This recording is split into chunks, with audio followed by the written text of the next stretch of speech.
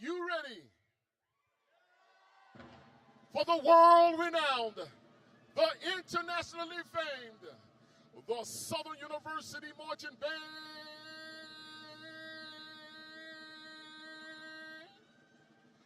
From Jaguar Land, the Southern University Marching Band is led by DeMarcus, the showstopper, Hill, from New Iberia, Louisiana. Show him some love.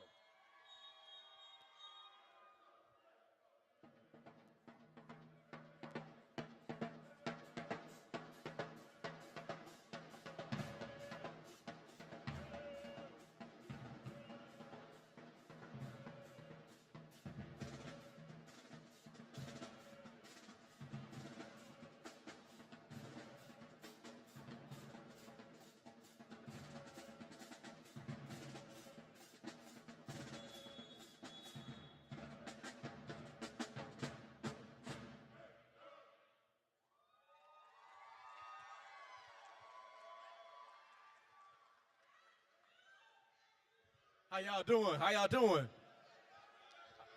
Oh, we about to turn this thing up for you. Here we go, band.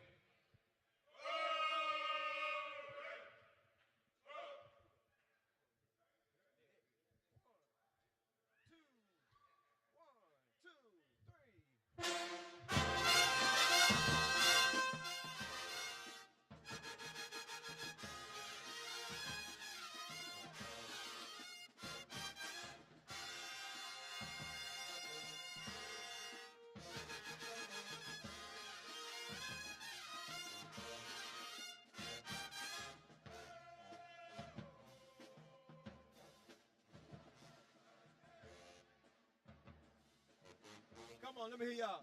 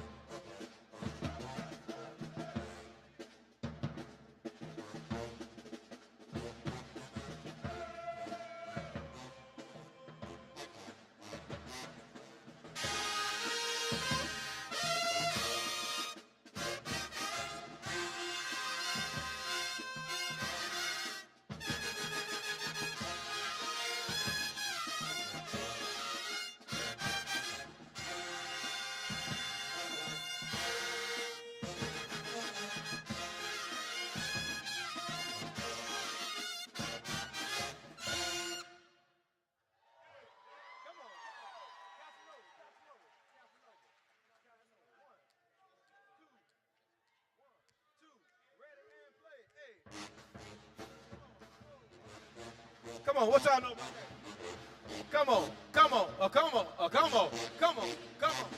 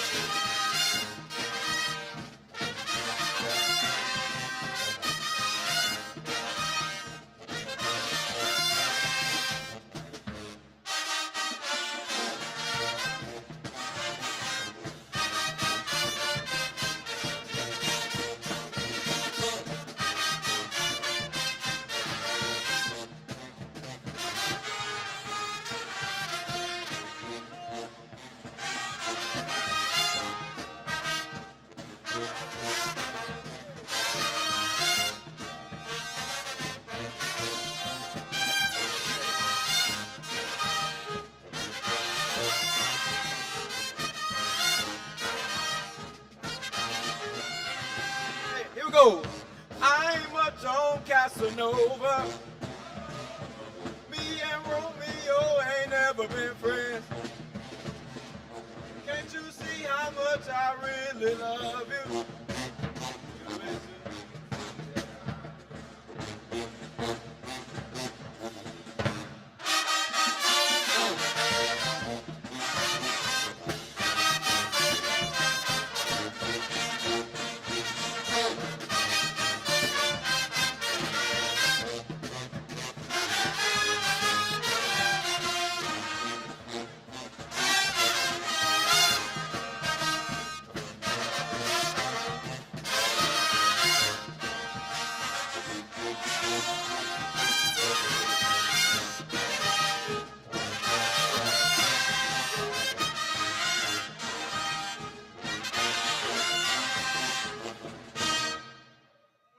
Yeah.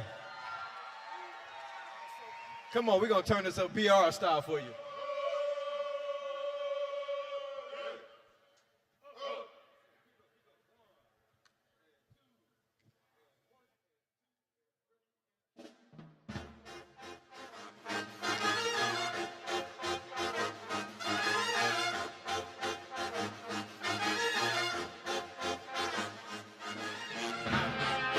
I'm not myself now.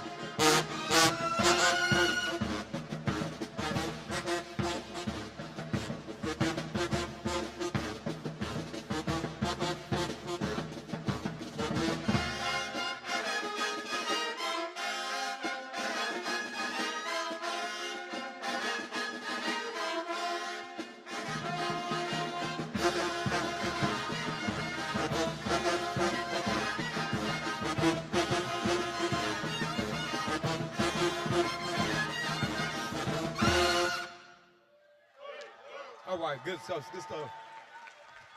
So this next selection is for Ocho. This is one of the selections that he said that if we played it, he was going to cry. So we hope he cry in the backstage. Here we go, band.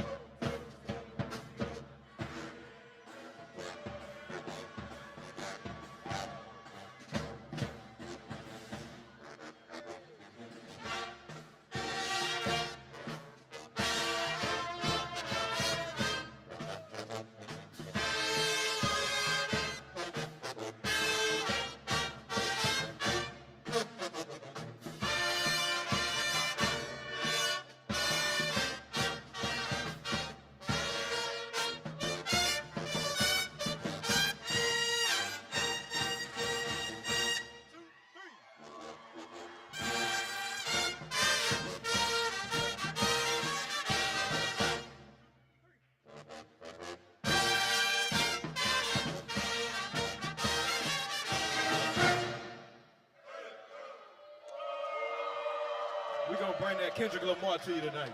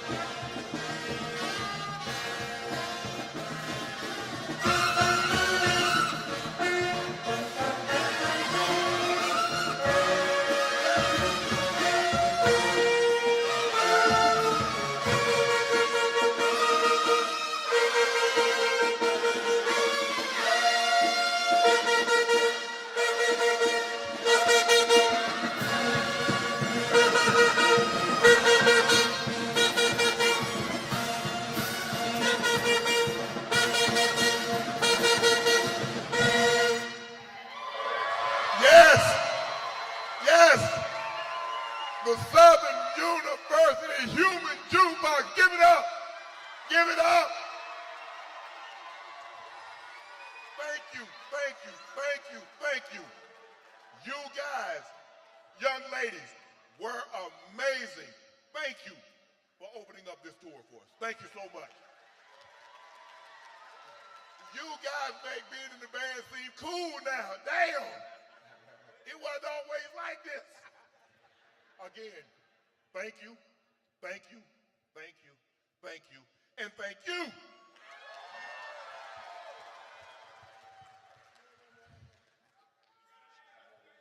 You want to do one more, Ocho? Hey, do me a favor. I tweeted it earlier, right? You got to bring that "I'm so glad" back for me one more time, baby. You got to bring it back for me one more time. Y'all good? Y'all got time? Y'all got time? Let me get that "I'm so glad" one more time, man.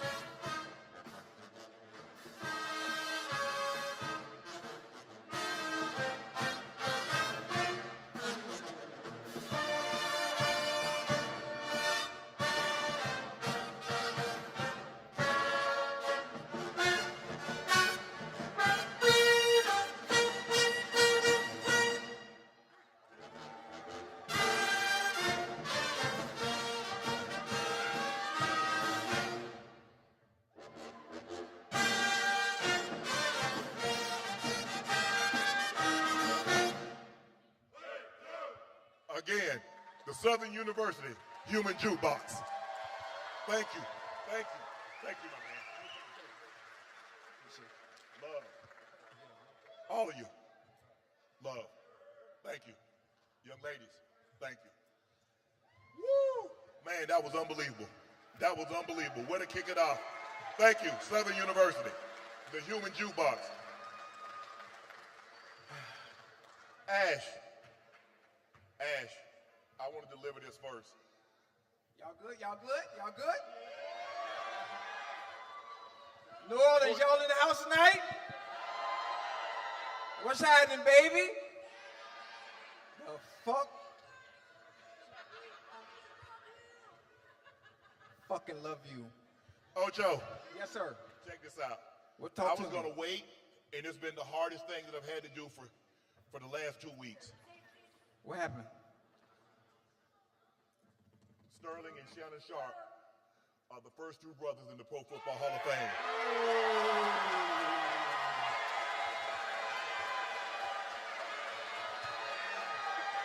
That's live. That's live. That's live.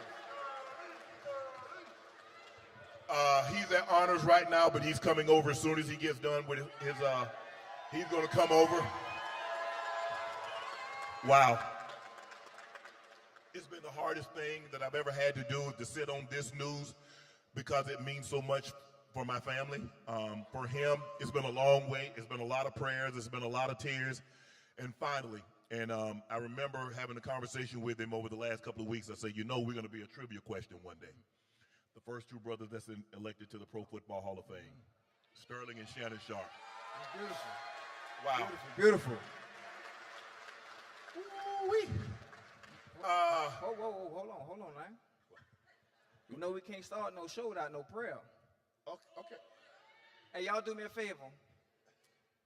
Link hands with the person closest to you for me, please.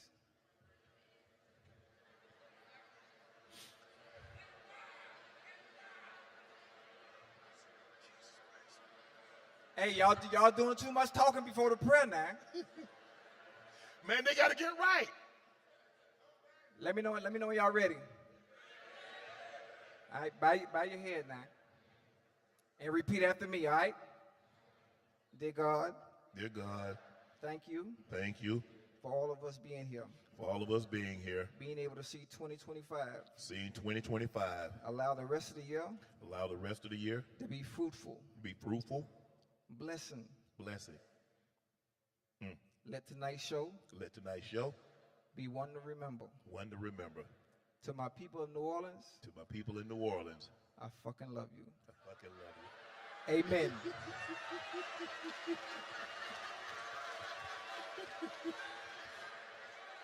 Hey, I just have a question before we start. If cursing offends anyone, I do not fucking apologize. Thank you again for the Southern University Human Jukebox. They are incredible. If anyone wants to donate to the Baddies Foundation, the link is pinned at the top of the chat. I am going to be the first one to donate. I am going to give $25,000 out of my own pocket. Oh. Hold on. Hold on.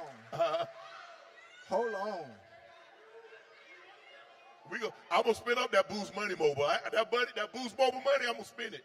Okay. So if you donating 25, right? Yeah. So I got to match what you doing, huh? Gotta match it. I do? You ain't got to. I mean, but I should. You probably should. You make Rail match your tip donation. You got mad at Rail. I saw, where Rail? Talking about, oh, you got Rail, you got to donate, got to tip $1,500. Right. Okay, you got to match it. Well, shit, I'm gonna give 25,000 too, bitch. So Southern University Human Jukebox, you got 50,000 coming from Unc and Ocho. Hello, New Orleans. Thank you for everyone that's here in person and watching at home. Thank you to all our sponsors, Boost Mobile, Row, and Homes.com. Thank you. Make sure you check out the merch table that's located upstairs. We've got Super Bowl shirts, hoodies, and hats. Make sure you stop by on your way in or out. This Nightcap episode is brought to you by Boost Mobile. Visit your nearest Boost Mobile store or boostmobile.com and join their nationwide 5G networks today. And now it's time for Newscap presented by Boost Mobile. We got to start off with the great news. The 2025 Pro Football Hall of Fame class announced. Former Minnesota Vikings, Chiefs, Bears, and Panthers defensive end Jared Allen. Oh. Former Saints, Eagles, Raiders cornerback Eric Allen. Former Chargers tight end, my boy, Antonio Gates. And last but not least, my hero, my role model, Sterling Sharpe.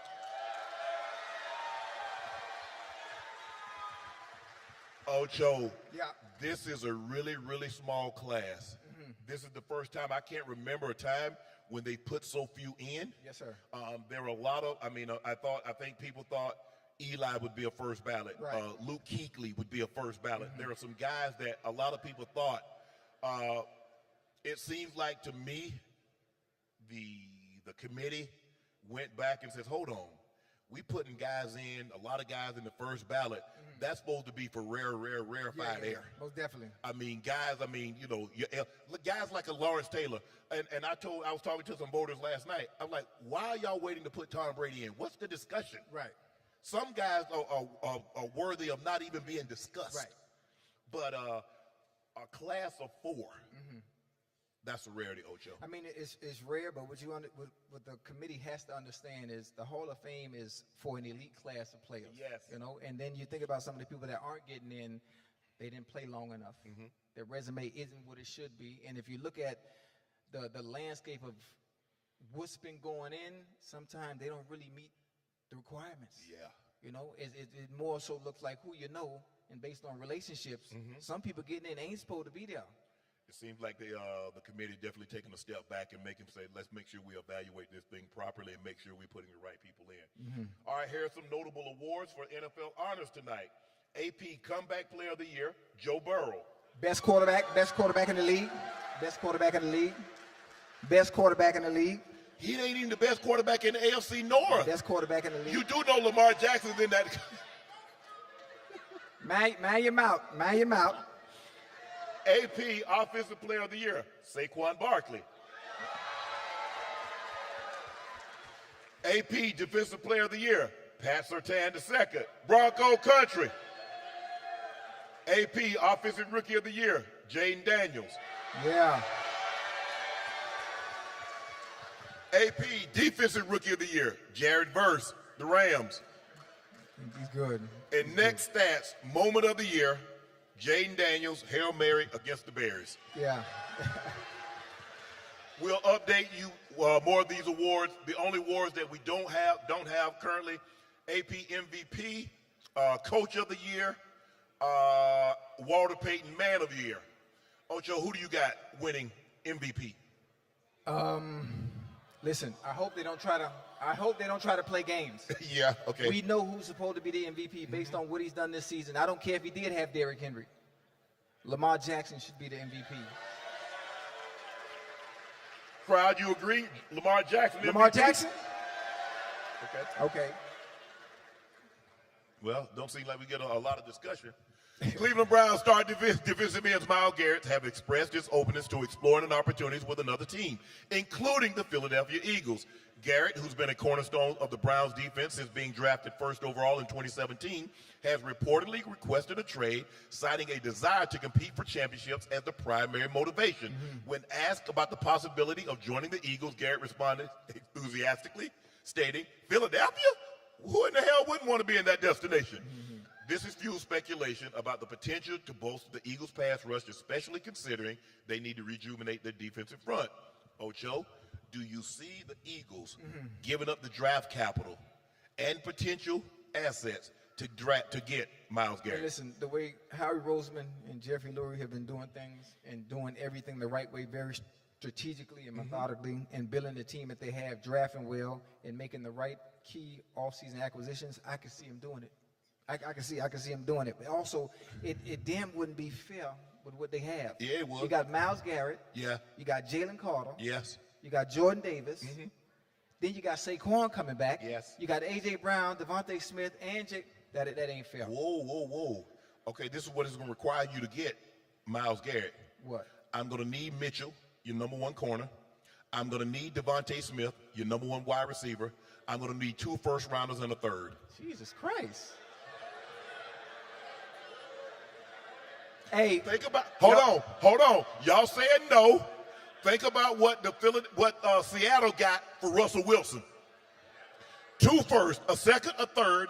Noah Fant, your starting quarterback, and the starting defensive lineman. what y'all think? And Russell, do y'all believe Russell is a better player than Myles Garrett? No. So y'all making the trade. You getting rid of? See, they said no. They say no. I've got to get. I've got to get something. I want a number one corner to pair with Denzel. That was robbery. What you just said, though. That's robbery. Do you believe you're getting the premier edge rusher that's under the age of 30? But look what you just asked for. Keon Mitchell. You think I'm Devontae Smith. Who you think of the Dallas Two Mavericks? two you first think I'm about round- to give you Luka for free? You can get something, but not what you just asked for. Okay. Well, I'm gonna go on somewhere else. Hey, Detroit, what y'all got? What about Jameson Williams? No. What about Jack Campbell? No. Well, damn. Nobody else is tearing their team apart, especially teams that were in contention. You still got Laporta. You still got Amon-Ra. You still got the two-headed monster in the backfield. Then you lose Jameson Williams. You ain't got nobody to take the top off the coverage. Well, you need somebody to stop the coverage or for the other opposing team. Did you see what Jaden Daniels did when he went in there? Okay, you're right. I think it's going to look.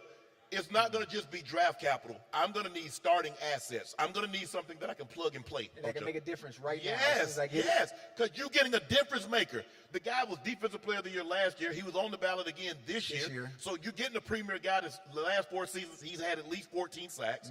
He's had double-digit sacks 6 of the last 7 years. I got to get something for it. Those guys don't grow on trees. I don't see the defensive end position similar to the quarterback position. The quarterback position always has the ball in their hands. Right. Now, I know a defensive end, a very good one like Myles Garrett, can change the dynamic of a game at any point. But I don't see them commanding and taking a game over the way a quarterback can. Myles Garrett, Jalen Carter, Zach Braun, Jordan Davis. Yeah, but what you just asked for Myles Garrett is robbery with no mask. Nolan Smith Jr. No. N'Kobe Dean. No. I keep my squad together because my squad I got right now, we're in the Super Bowl. Okay. Well, don't worry about it. I'll take him somewhere else. I'll shop him somewhere else. Since you didn't want him, I offered. You didn't want him. Cincinnati Bengals quarterback Joe Burrow has expressed a strong desire to retain key teammates, including wide receivers Jamar Chase, T. Higgins, as well as defensive end Trey Hendrickson.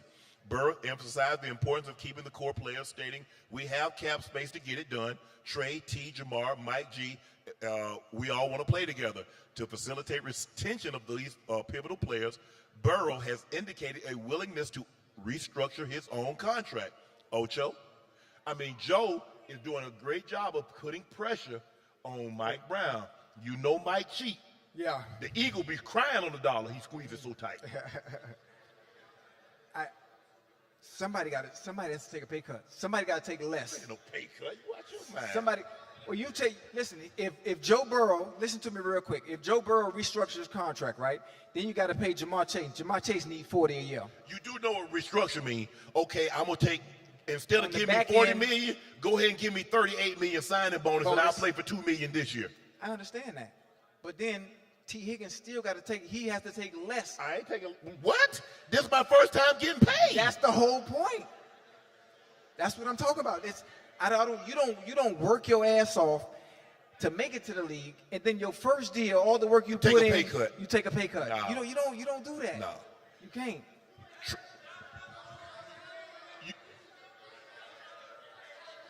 Hold on. Josh Allen won the MVP? How? What he say? They say Josh Allen won MVP. What? Hold on. Huh? Hold on, time out. Chad, help me out. How can he be the MVP and not the all-pro quarterback? You remember I told you? Y'all remember it happened to LeBron? LeBron didn't win Defensive Player of the Year, and Mark Gasol, was second team all-defense, and he won Defensive Player of the Year. Huh? Wait, are y'all sure? I'm shocked. Look at your phone. I ain't got my phone. You got your phone.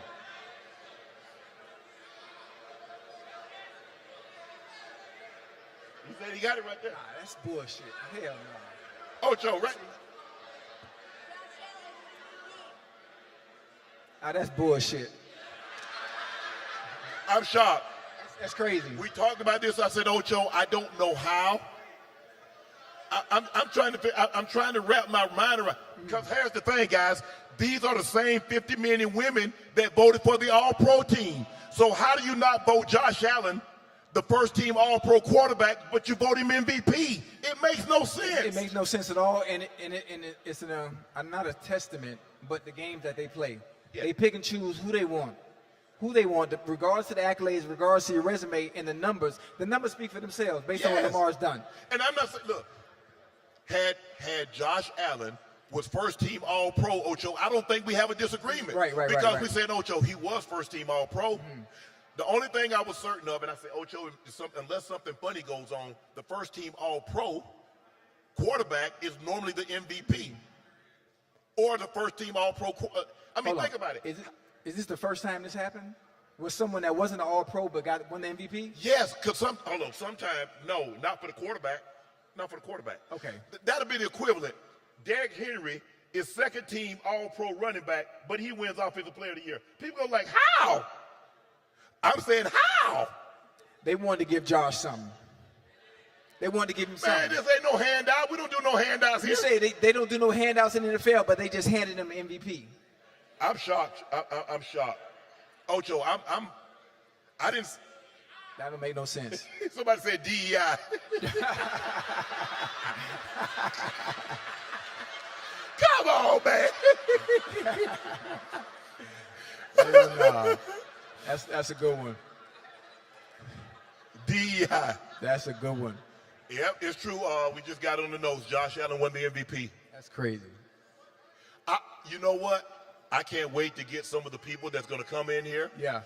That was at that. Right. I wonder what the fans. I know Twitter's going bonkers because for the most part, everybody thought it was a foregone conclusion that Lamar was going to be a back-to-back, a 3-time MVP. Yeah. But I'm not the only one. Kevin O'Connell won Coach of the Year. No surprise there. Right. Minnesota Vikings, what he was able to do, lose his quarterback. 14-3. Yeah. Outstanding record. Sam Darnold had a good year. No surprise there. But I am shocked. I'm beyond shocked. You know what? I'm not even shocked, but that's just how the machine works. Damn. That's how the machine works. They pick and choose. Well, they chose him. Yeah. I don't know. Hey. I don't know who's doing the picking and the choosing, but they chose him. I could tell you who's doing the picking and the choosing. Kelly Stafford, wife of Matthew Stafford, had openly expressed her frustration regarding the recent trade rumors involving her husband and star wide receiver Cooper Kupp. On her podcast, Morning After, Kelly addressed the unsettling nature of these speculations, emphasizing the importance of respect and value within the organization. She stated, "I value being respected and want it over convenience. If someone doesn't feel valued, then let them go on an adventure." Kelly also voiced her confusion over potential trade of Cooper Kupp, highlighting his pivotal role in the team's success. She remarked, "I will say trading away Cooper, I'm a little confused because we one play away from the NFC Championship. Now this season, you're talking about trading away your veteran receiver who's been a pillar in place for 8 years? Ocho?" We talked about it. Nobody's surprised about this. With the emergence of Cooper Kupp, with Puka, we're not surprised by this. Well, obviously, I said it before, I say it all the time, especially when it comes to even the greatest receivers of all time. They find a way to work you out. They find somebody to replace you. They put that person in a position to make the plays and get the opportunities that you used to get. Cooper Kupp was just a Triple Crown winner not too long ago. No, 21, but 3 years, 4 years ago? It's been that long? What year are we in? 25. Oh, shit. Because in 21, you know, Super Bowl. Right. But that's just the business, the nature of the business. So Cooper Kupp understands it. You understand it. Those of you that watch the game for a very long time understand this is the nature of the business and the way it works. At some point, you got to go when you hit a certain age. Especially you get around 29, 30, they start playing with you. True. If you think about it, that's just a natural progression, Ocho. When the Bengals wanted to draft a receiver, they said, "Ocho, we're going to take a receiver in the first round, A.J. Green. We're going to move on." We saw it firsthand with Jared and T.O. Yeah. In order for them to let this guy blossom, we want to give him. We don't want to disrespect you and just move the ball. Just basically move you out of the offense. We're gonna let you go to greener pastures that you can find someplace else to play. So I'm not surprised by this. Puka Nacua, what he did his rookie season, and then he followed it up again. We saw him what he did in the playoff game. We know what he represents. I'm not surprised by this, and especially Cooper Kupp's. Getting up there a little bit in age. He's not over the hill, but the injuries, that salary, it's like, we're going to move on. We can't do it. He can still play, though. He can still play. And I think of teams where he would fit in really well and a veteran presence would be good for them. And the same type of offense. Yeah. Cooper Kupp in Green Bay. Good. It fits. Minnesota? No, it's not enough balls to go around. You already got Justin Jefferson. You got Jordan Addison. And adding Cooper.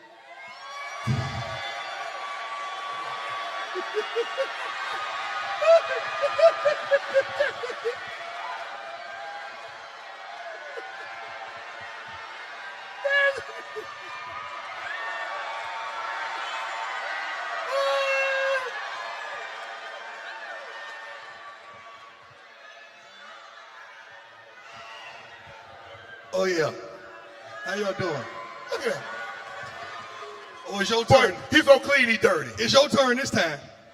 What's up, baby? It's your turn this time. Man, what happened? You know what happened. What? You know what happened. Yeah. Me? You remember last time, September? It was your turn. Yeah, I was under the Oh. You remember that? It's his turn this time. What I did? You showed your natural butt, man.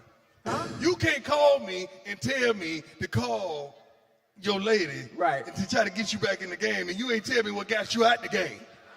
Oh. My bad. Yeah. My bad.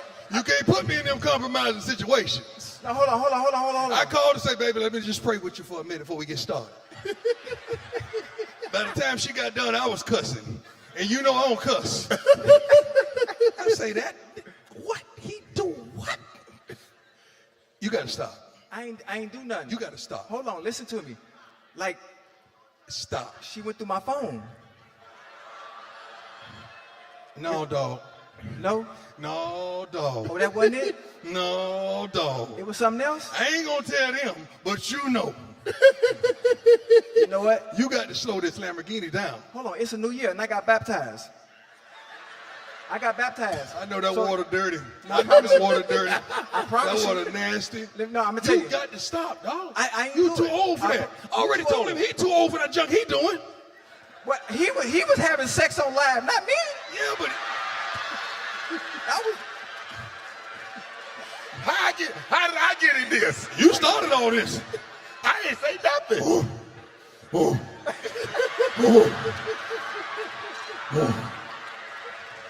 I want to know what position you was in when you was making them sound.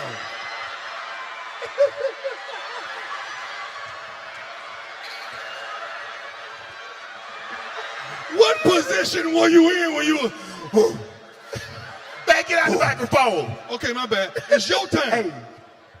Nah, but listen, let me tell you something. Let me ask you this. Hold on. Let me ask. Okay. Call. Hey, time, bro. I need a favor. Man, what you need, Ocho? You know I got you, dog. Man, me and my lady beefing, man. You know, she went through my phone. She found something I didn't want to see. He ain't tell me that part. Huh? I ain't getting none of that. Oh, you ain't getting none of that? I just got, dog, I need you to call. Okay. But see, this ain't the first time. Okay. This, you know, it's history. It's history here, so okay. I know my role. So hey, dog, I need you. I know my role. Hey. Dog, I need you. See, when he calling me, he a really, because he know I'm coming in with Jesus. You got the Bible? And if anybody can pray him back in, I can get him back in there. You got the Bible? Bible just... But you got to understand, listen, 2024 for me. I had got baptized in 2023. So I found out throughout the year that shit was wearing off. It was wearing off. So what I did was, listen to me now, stay with me. I called you because it wasn't nothing I could say. Yep. There's a scripture in the Bible says those things I wish not to do is those things I find myself doing. Right. That's you. Right, that's Proverbs 4:12. You got to stop now. You don't learn two scriptures. You're trying to use them like it's a stone. You're trying to use them like it's a slingshot. You can't do that. This man here always talking about Proverbs. He don't know nothing but He adverbs. learned two scriptures. All he know is adverbs. Let me tell you something. And what make me mad about him is grandma taught him more than that. Yeah. You ain't no grandma. Oh, you ain't grandma. You ain't met grandma. Grandma got me right there one day on the porch. But you can't get baptized every year. Huh? Yes, you can't get baptized. Yes, he can. You yes, treat Don't baptism do that. like life and renewal. Don't do that, though. Because, you know, he got to be in church to baptize. I just want him to go. I went to church. That's what they did today. That's what I'm trying to tell you. No, they did my head. They did my head like that. It's more than that, dog. You can't treat baptism like you get your registration No, renewed. I don't. Every year it can't be that. Listen, that's not what it said in the Bible. Shannon. Yeah. It's too soon. It's for you to be counseling right now. It's too soon. I'm on the couch. I'm on the big couch. It's too soon now. Because we ain't forgot. We ain't forgot how. Hold on, time. It's too soon, though. I'm on the big couch. Okay. You know, I got the big couch. Okay. You know, hey. How he chastising me and he... I ain't chastising you. He ain't throwing a stone. He just trying to help. Yeah. But you can't put me in a situation. He need help. Right. You're right. But I'm at the doghouse now, though. Now, you should be at the dog. But what I'm saying, what did did you learn? What did you learn? Time. Who do the best hair? People that hair messed up. What you said? The ladies that do the best hair, their hair be messed up. Yeah, all the time. I give the best advice. And the nail people too. And the nail people too. The nail people, like, they nails be tore up, but they can do some nails. So you're right. Let me ask you this time. You was just at the ceremony. I ain't done with him. Huh? I'm not done with him. We got an hour and a half to do all it. right.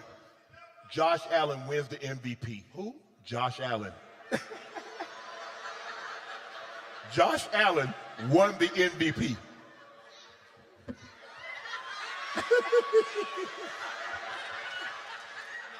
He did. So they got Lamar out of both trophies? Yeah. Yeah. They got him out of the offensive player of the year and the MVP? Yep. They got to stop this, man. I say the same thing No. There's nothing against Josh Allen because Josh Allen can play. He balled. Let's he just get balled this out. straight. And you leave him alone because he wear my shoes every game, so leave him alone. Every game, faithfully. You got to be kidding me, dog. Yeah. I just left. They must have did it when I walked out. Hey, Tom, somebody said that was a DEI. That was a DEI MVP. Because you and I had a conversation, and I said, Time, Lamar just won first-team All-Pro quarterback. If he won first-team All-Pro quarterback, that means 50 men and women thought he was the best player. Mm-hmm. How can you have a guy that's the first-team All-Pro quarterback, and he doesn't win MVP? The guy won MVP was second-team All-Pro quarterback. I know somebody that had better statistics than everybody but one person as a quarterback, and he won the Johnny Unitas Award, but he finished 8th in the Heisman. How does that happen? Oh, my bad, he's my son. That's how that happened. But it's the games they play. Excuse me? It's the games they play. They make the rules. Who is they? Don't be talking about I don't need say who they is. Don't be doing that. They don't need say no more it, context. But I'm just saying, they make the rules, therefore they get to choose, regardless of what Lamar Jackson did today. Josh Allen could play, though. I ain't never say he couldn't play. But at the time, if he was first-team All-Pro quarterback, would you have had a problem with him winning the MVP? No, but also the offensive MVP. He should have won offensive MVP. Offensive player of the year. Yeah, player of the year. I'm sorry. Before being the MVP. Yes. He should have swept both of them, actually. So what message is that telling you? Key Sweat, something just ain't right. Something. Something just ain't right. Hey, Time. Are you back in there? Huh? Are you back in there, in the house? I can't hear you. You heard me. Rhea. Where's she at? She here. Sherelle here? Where's she at? Where's she at? In the back. Rhea, where you at? Come here. Yeah, we had to come in for this job. Rhea. You back, though? She here? You back? Come here, Rhea. Back where? In that. Nah, She coming out. We still in separate houses. What? We still in separate houses. You still in separate houses? But I'm in therapy. So what you doing at night? Huh? What you doing at night?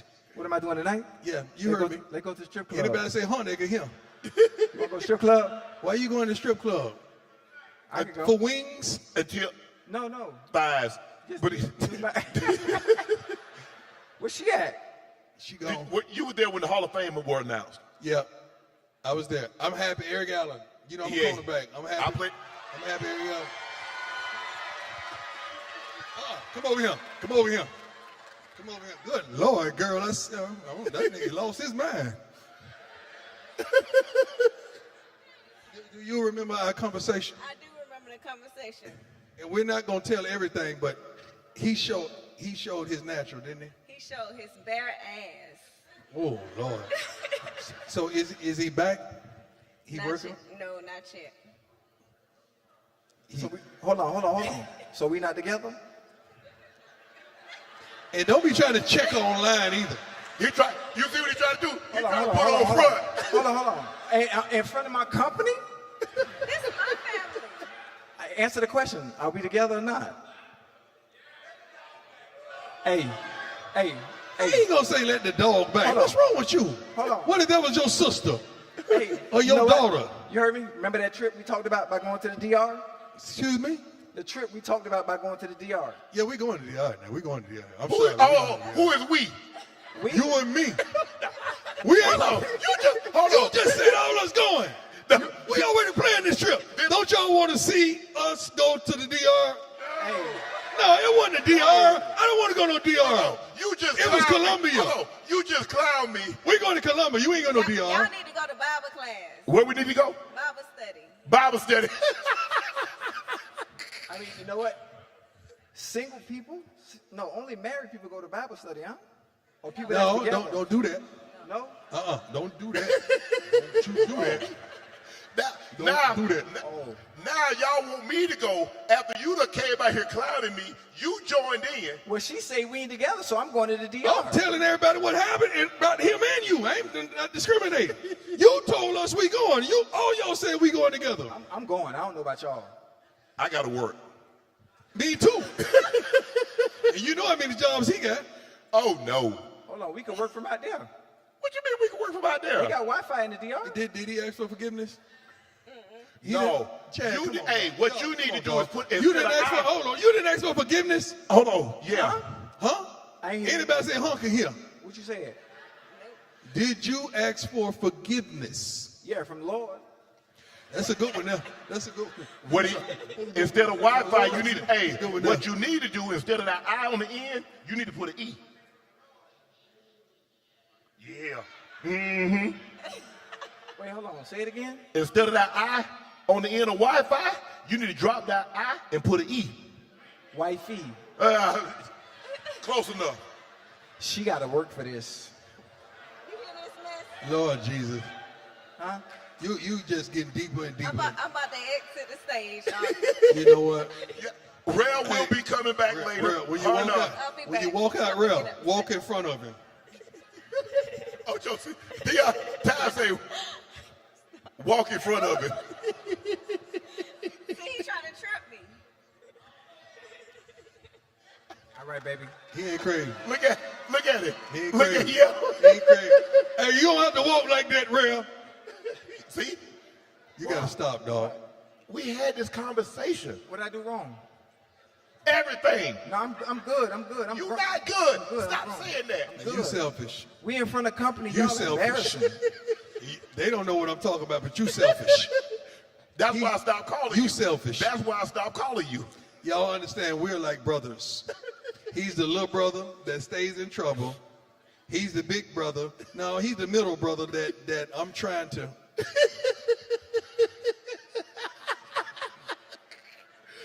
Man, the Hall of Fame class. My brother, we're the first two brothers First of selected all, you're the first two brothers ever? elected to the Pro Football Hall of Fame. You sure? I'm positive. Unless you got a brother I don't know about. That is awesome. I know the Mannings are coming. I know the First Watts of all, are he coming. was one of the best ones I've ever played against in my life. Playing against your brother was a task. See, I would have just beat Chad down. You know, I'd just You'll be who? What? I ain't stutter. I'd have just You'll whooped be Chad. who? Don't make me take off this jacket. Don't make me come out this jacket. But your brother, when I got ready, both of us from Florida, so we can talk all day now. But your brother, when I got ready to play your brother, Lord Jesus, you had to come with everything you had. You know the voters, they would always call me. So I got frustrated. I said, don't call me anymore. I said, I'm going to give you some numbers to call. I said, call Prime, call Aeneas Williams, call Darryl Green, call Eric Allen, problem. call Rod Woodson. He was a problem. I said, if y'all, I said, those guys are all in the hall, are on the cusp of, EA is on the cusp. He's a I problem. say, ask them what they thought of my brother. One of the greatest ones to ever play the game. Physical, aggressive, violent, nasty, and would talk to you all day. But like yourself, he was one of the smartest receivers to ever play the game. He actually called some of the huddle plays for Brett. He raised Brett Favre. So people don't know how intelligent he was. He knew the game like no other, man. Also, Jared Allen got in. Jerry should have. I'm trying to think, hold on, off the top of my head. Jared Allen got Yeah, in. the cowboy. He's the kill people. Oh, yeah, yeah, Who yeah, didn't? Tell me who didn't. Antonio got it. This is a small class. They only took 4. What you mean they only took 4? They only took 4. Why? They only took 4. Why? I'm just telling you what they did. I don't know It was why. a lot of great names on there, I saw. No, they didn't go in. I'm going to tell you what I can't believe. I can't believe they did that to Eli. No? Okay, it was Jared Allen, Eric Allen, Antonio Gates, and my brother. That was the 4. Who else was up? Eli, Luke Kuechly. Luke Kuechly didn't make the Hall of Fame? Your career was so short. Reggie Luke Wayne. Kuechly was a dog. Reggie Wayne, Torrey Holt, Steve Smith,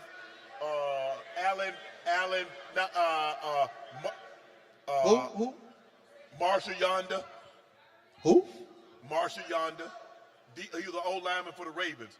Like a 6-7 time first. Darren Woodson was on there. Darren Woodson. Yep, didn't make it. Oh, my God. Wait, Dallas Cowboys, Darren Wilson? Darren Woodson, yeah, the Cowboys Woodson. Freddie T. Oh, Freddie T? Yeah. Oh, my God. Chad should be up. You should be up. Who? You. I put my own jacket on. I ain't waiting on them people. I know. Nah, I ain't waiting on. I ain't playing them games they play. I ain't playing them Hey, games. I promote this. I just want to know if you want to promote this fight with me. He challenged James Harrison. Debo, No, you lost your MMA. mind. Huh? You've lost your mind. Debo! Debo's a killer, dog. Debo nasty, too. He who? Debo! Debo strong. He physical. He violent. That ain't got nothing to do with fighting. What you talking Yes, about? it does.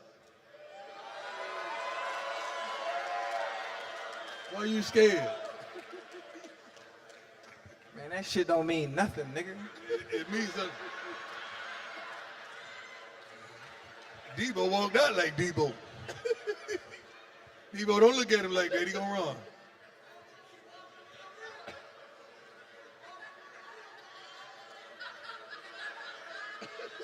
That Debo got shit some don't mean. Frazier. Hey, I mean, like that shit work on like regular people, man. That shit don't scare nobody, nigga. What are you talking about, boy? I'm on whatever you on, boy. Hey, Shannon. I need to be a part of this. Because I want to buy the gates. It ain't going to be no regular ring. I'm putting gates up high. Because he going to try to get up out of there. Me? Yes. I want high gates. It's the I want high gates. octagon. He's an octagon. He want MMA. No. Hold on. I want high gates so he can't get out. Hold on. So what you sitting here telling me is you know how I am, you know how I'm built, you know the cloth I'm cut from, and you don't believe in me? Because a nigga look like No, that? Yes. Yes. All right, bet. Yeah. Hey, Yeah. all I'm saying, All right, if we bet. sit, let me paint the picture for you. All fours in prison. Yeah. It's getting ready to get dog.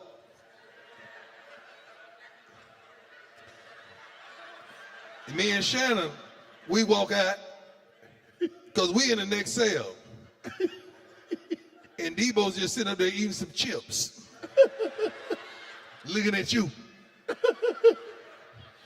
Something going down that night. And it ain't gonna be Debo. It definitely ain't gonna be me. I'm just trying to figure out, look, I understand that y'all played in the same division, and, you know, I don't think y'all ever beat Pittsburgh, but what makes you think that you can beat this man? He put his pants on, right? One leg at a time, just like me. What is you talking about? Yeah, but the difference is his pants don't fit Mickey Mouse. Boy, these are large. Yeah, exactly. It's fun. I mean, I think we look at aesthetics, we look at size, we look at somebody being big, we look at a nickname like Debo, and we mistake that with, okay, he can whoop everybody. Not everybody. No. I didn't say everybody. Who Hey, came up with this foolishness? Huh? Who came up with this foolishness? What foolishness? No, come on, man. Everybody in the NFL scared of Debo. What? Everybody in the NFL scared of Debo still. I mean, when the last time you played, dog? A decade. When the last time you played? Last time I played? Yeah. Last time I played was 17, 18. We lost Philly Super Bowl. That's a long time ago, and we still I scared. did the same thing you did. Lost Super Bowl. Do you ever watch Debo work out, like his tapes? Like What his, that mean? I work out too. Not like that. I don't need to work out like that. That ain't my strength. That ain't my forte. But I know I have a certain skill set that I've So you acquired gonna over stay time. outside and just jab. Yeah, killing nigga. But you know he coming. Who? He coming. Coming will. You know what? Can I have the ring size cut down? So you don't want him to be able to run? I don't want him to be able to do nothing. I ain't throwing no towel in. No. Everybody gonna be able to. All his people in the corner gonna be butt naked. Ain't gonna be no towels, no t-shirt.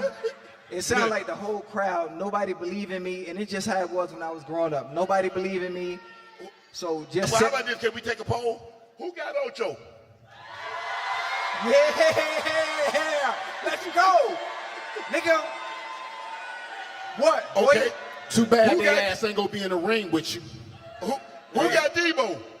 Yeah. See what just happened was the women who like thugs and like they dudes to come home when they want to, they the ones yelling. All the fellas like, Debo, they know you're gonna kill you, dog. See, you got a select crowd. I like that. I like that you got an audience. Don't worry about it. Just set the fight up, man. Oh, it's gonna happen. Just set the fight up. I'm Debo not a say- bad man. Can I bet on? I'm not a bad man, but I bet on this one. You got what? You heard me. What you said? I'm not a bad man, but I will bet on this one. I'm betting too. Who you betting your money on? Who you think? Me? I'm betting on Debo in 30 seconds. Well, y'all Over slight. under the first round. Huh? Over under the first round. No. He gonna run. He gonna run. He in shape now. He gonna run. So he ain't gonna catch in that first round. It's gonna be about round 3. Run. He said he wasn't running. Oh, he running. That's what he said. He But said yesterday he wasn't that's the running. philosophy. He gonna run. Debo, he's gonna run. Who gonna run? Said You he gonna ain't run. running. I ain't never ran from nobody in life. I ain't never ran from He nobody ain't in running. life. You ain't never done this. Huh? You done this once or twice. I've been fighting since '87. What are you talking about? No, I ain't talking about that type of fight. What's the difference? It's a big difference. Man, y'all scared. First of all, you man. different weight What you class. mean we scared? We ain't got to fight. I ain't scared. I'm just saying, man, nigga, beat that nigga What I ass, got to do man. with me? I don't care how big he is. We gonna thump. Hey, they trying to help you out. They trying to talk some sense into you. I don't need no sense, nigga. No, Debo don't cut no deal. I'm gonna take all them chains off your neck when I knock your I ass bet you, out too. I bet you won't. Yeah. Yep. Hey, Hey, dog. can I have the 85? Matter No, of fact, that's the only thing I want. I give you all that other shit. Debo, I he want did that that. Oh, yeah, I like the 85. bracelets. I Hey, might, Time, I might want take your hey, name too and call Time. me Ocho. Shit. Time, you want that cross bracelet? You want that cross bracelet? Ooh, I want that cross bracelet for sure. You got well, you know how to get it. Hey, Whoop me, Debo. nigga. blood. Debo. That's how the to only get way it? to get it. I love it. Hey, You know how to Debo. get it. Yeah, I'm When gonna you get all knock- of Hey, it. you got the right one. I ain't none of them other people be scared of Debo, you. when you Right, knock him man. out, can I Listen, get the man, third My bracelet? mama told me don't mess with nobody that's scared of you because they pull a gun or a knife. I'm glad Oh, I you don't, ain't I scared. don't got no gun. He ain't Oh, gonna you want the shoot. shit third out one? you, No, I want the. No, I want the third one. I want the third one. Yeah. No. Whoa, dog. Whoa, hold up. Everybody picking what they want. Yeah. You I want the What they third one. want. Yeah, pick what you want. What size shoe you wear? 11. I want them. Yeah. It's funny I y'all want don't. this one. It's funny y'all don't believe me, but it's all good. I believe in you. I'ma shock the world. You gonna shock the world? I'ma Yeah. shock the world. I believe I'm gonna get that bracelet. I'ma shock the world. Hey, That's what I believe. Debo ain't cutting no deal either. He ain't cutting no deal. Like, it ain't gonna be no fixed nigga. fact either. I don't care nothing about that. He don't get down like that. Oh, I don't care nothing about that. Is that a date? What are you talking about? Cut a deal? What's the deal? I'm saying you don't cut deals. You're not going, like they did the other thing that we just saw that everybody wanted to see with Paul and Tyson. That's what I'm saying. You ain't cutting no deal. You ain't cutting no deal. Oh no! Cut a deal for what? This will be the first time I'm actually sanctioned to kill somebody and get away with it. Dog. Chad. Dog, don't go in there, dog. Hey, you let that shit scare you? It scares me. Yeah. Yeah, I ain't got to Wow. fight. I ain't got to fight. man. That nigga scared me. I'm built different, Man, man. go ahead and get your. Hey, make sure you rail everything in real name. I'm Hey, built real. different. Make sure you put everything in your name, baby. Hey, can I get some insurance on you? Yeah, make All sure. right. Keep it cute, nigga. All right, man. Yeah. Keep All up. right. We still right here. Ain't nothing air and All right. opportunity. Yeah, and then I go got- out I of got- air. Hey. You go out of air. We got to say this. Hey, dog, you take it off. Again. That's what I'm waiting on. Yeah. Take it off. Take it off. Take it off. That's what I'm waiting on. Bring everything down. Where they do that at? Do what? Take off their chain in the fight. What? Right in your face. I thought it was about to go for the hoodie. Hey. I was waiting for the. Set the fucking date, man. Fuck you. Nah, nigga, fuck you. Hey, dog. August. All right. August. All right. What is happening? Can I be your manager? You mashed You want- potatoes. hey, Chad. Soft. You mush. Ocho, I'm I sorry. know. Ocho, You gonna have to show me. can I manage you? I cannot manage you. I want to be your manager. Nah, you don't No, even believe I in me. got you. No. Let me tell you what I'm gonna do. I'm gonna let somebody in the crowd be my No, manager, dog. and you get some of the purse. Okay, let me tell you what I'm gonna do because I'm his manager. Because we're gonna blow this fight up. We're gonna make a lot of money off this fight because we got some big drawers, not draws, but drawers. But I'm gonna make you a lot of money because I'm gonna have every part of your body rented out. The bottom of your shoes, Cause they gonna your feel back, it. your back. You're gonna see everything. When he knock you out, I'm gonna rent this part out. I'm gonna have everything on you. All right. Boost over on like your it. neck. I got you, dog. Make all your jokes. No, I'm dead serious. Make all your jokes. But I'm when you serious. fall, I don't want to. Don't be trying to congratulate me, boy. I know I believed you. I knew you could do it. I don't want to hear none of that shit from none of y'all. You ain't gonna hear it from me. You ain't gonna hear from me. I'm gonna say, hey, you know what I'm gonna say? Show your ass up to work tomorrow. Hey, I'm gonna climb up under the ring so I can talk to you when you fall. Oh, you gonna be the conscience. I'm gonna get up. Stay down. Don't you get up, Ocho. Get up. Get up, dog. You got him. All right. Don't worry about Killing it. him. You killing him with your face. I'm just trying to figure out why not boxing, something that you do. Why would you want to go MMA? No, because I want to make sure he's comfortable in something that he's good at, or he thinks he's good at. Ocho, what I'm gonna do, man, I ain't gonna even lie. I don't wanna like punish your face, break everything in your face, break your bones or nothing like that. What I'm doing, I'm gonna choke you out. And I'm gonna choke you out, and I'm not gonna let go. And the ref gonna have to choke me out Hey, to get me dog. to let you go. Dog, he mean this stuff, man. Do you see this dude, man? That's Ain't no what way in the I'm world I'm getting over Debo. That shit don't Like, scare that's what nobody, I'm man. It scares me. Y'all weak, man. And as your manager, he afraid for you. I'm I telling you, don't know. dog. You know they say the loudest one in the room is the weakest one in If the your room, man. manager That nigga come in weak, all man. white, if your manager come in all white, Why you coming in all white? because it ain't gonna be no towel. I'm gonna just flip in the ring. I'm tired. I'm tired of talking. Just set up. Just get the date. We gonna set it up. Make it happen well. In New Orleans, Nah, we gotta go. We gotta go somewhere. ain't nobody coming here for no fight. Y'all know that. Yeah, it's gotta be. It's gotta be Vegas. I love it here, but y'all. But you ain't know nobody- what? Time it's gotta be Vegas or it's gotta be Jerry's World. Where? Dallas, Jerry World. Stadium big enough. Me and Jerry ain't speaking right now. I'm just joking. We just got finished talking. We just got finished talking at the war show. Excuse me? What do you say? I don't know. Oh, the Saints. Almost came to the Saints back in the day. That close. They took me fishing because they was trying to impress me, and I got sick out there on that water. I was sick as a dog, man. I was so mad. I was sick as a dog. Although I didn't come. That's the year I went to San Francisco. Yeah. I was on a tour and I came through here. I love everything about this city. I went for a walk today, and I like the the real nice shotgun houses. Yeah. They're big. They're not small ones, but I like that. It was on, I don't know if it was St. Charles Street or something like that. They had a lot of those beautiful, beautiful homes, man. I love them. How much are those homes, by the way? How much? Tell me how much? $500,000? That's one episode for Shannon. Hey. Well, we'll be able to clear it in this fight. You'll be able to get one of them homes. That's fine. That's fine. I can't let you go in there, dog. Huh? I cannot let you go in I there. can. I'm good. I can't. I do can that. let him go in there. As a friend, we go too As far a matter of back. fact, I'm encouraging it. I'm not. Debo don't play, man. Look at Debo sitting over there right now. See what I'm saying? Time. That shit don't scare nobody. Yes, he Time. does. I'm encouraging it. Let's make this money.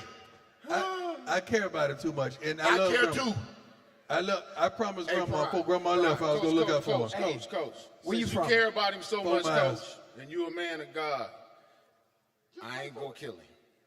Thank you. I'm gonna choke him out though. But when he wake back up, I'm gonna let go when they say. Hey, where you from? Fort Myers, Where that's at? Florida, Where I'm from? Miami, Where that's at? Florida. Fuck that nigga. Debo, Hey, I ain't got nothing to do with what he just said, man. Hey, Just I cut like that. Keep that same energy. I'm going to keep it. Yeah, why I always kept it. I always kept it. See, you gonna make me not let go. I don't care. That shit don't scare nobody, bro. I keep telling you that. Hold it. You gonna be going to tap and do all this shit. Yeah, I ain't letting okay. nothing go. Only thing I'm going to tap is your face. Yeah, Hey. how you like that now? I mean, make President Trump sign an executive order before you let him go. Hold it.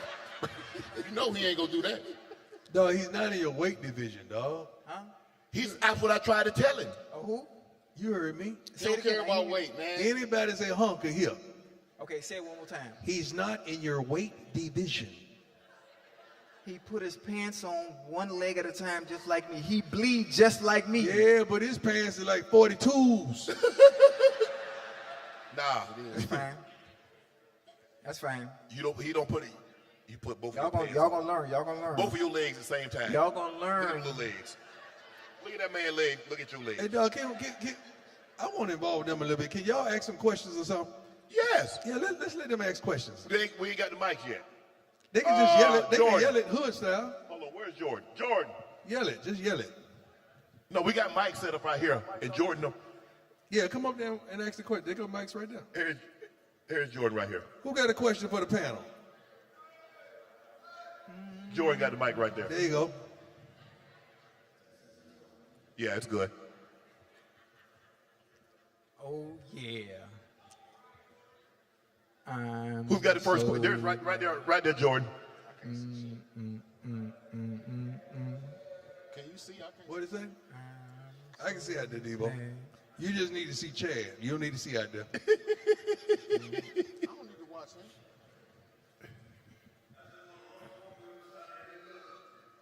What do you say? What is?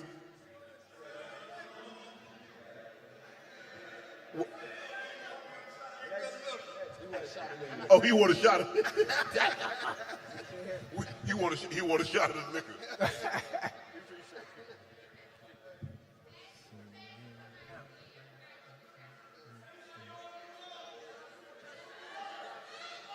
I got a question for Onk. Go ahead, ma'am. Yeah, my name is Christopher Alcindor, and I got a question. I wanted to know how does it feel to be the most highest rated podcast in the world? I'm gonna tell y'all right now, it feels great. You know what I'm saying? I've been doing this for so long, and to finally get the recognition that I came here to get, and I've been searching for it. I mean, it feels unbelievable. You know, I want to thank my Lord and Savior Jesus Christ first and foremost. Oh, I'm sorry. Go ahead. It feels great. It feels great to accomplish things with someone. You know, to have Chad by my side doing Nightcap, Club Shay Shay, with CJ as my producer, Ash, and her team does a great job with Nightcap.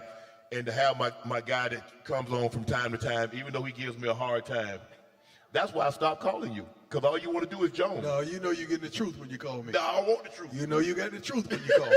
I know I'm gonna get. I don't want the truth sometimes. But you know what? You respect it. That's what I like I about do. you. Because you listen and you respect it. But it's unbelievable the amount of support that you guys have given me through all the years. And when people say it's an overnight success, did you not see those 10 years that I spent on CBS? Did you not see those 7 years that I spent on Fox? That's 17 years. There ain't no overnight success. Yeah. 17 years is overnight. Oh, well. But I thank you guys from the bottom of my heart, because without you, there is no me. Yeah. There is no Ocho. You know what, Shake? You just had to find your format. Yes. We talked about that. I don't think y'all know this, but I was on CBS. Then when I left, he came on CBS. But it wasn't a format conducive to his success, because when you're doing television in the NFL, you only get 15 to 30 seconds to exhaust your thought. And he's a thinker. He needs to paint a picture so you can see it and you can hear it and you can understand it. And 15, 30 seconds ain't enough time for him. So when he got on another platform, that he was able to develop his thought, and you understand how smart and intelligent he is and how quick-witted he is, you got a chance to really meet the real Shannon Sharpe, and I'm glad y'all gave him an opportunity. So you need to applaud yourself. Absolutely. Hold on just a second.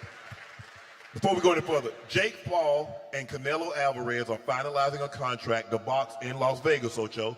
The proposed bout is speculated to take place May 3rd, 2025 in Las Vegas, potentially coinciding with Cinco de Mayo weekend, a traditional date for major boxing events. Promoters anticipate that the fight could generate revenue, with suggesting the purse around $200 million, driven by pay-per-view sales and ticket revenue. Ocho, are you surprised that Canelo would rather fight Jake Paul than Benavidez? I think Canelo's at a point in his career where he can pick and choose who he wants to fight. He's earned the right to be able to do that. Fighting Benavidez is dangerous. Fighting Benavidez is dangerous. I think right now the Mexican monster would probably beat Canelo based on where Canelo is as far as in his career is concerned, and Benavidez is hungry.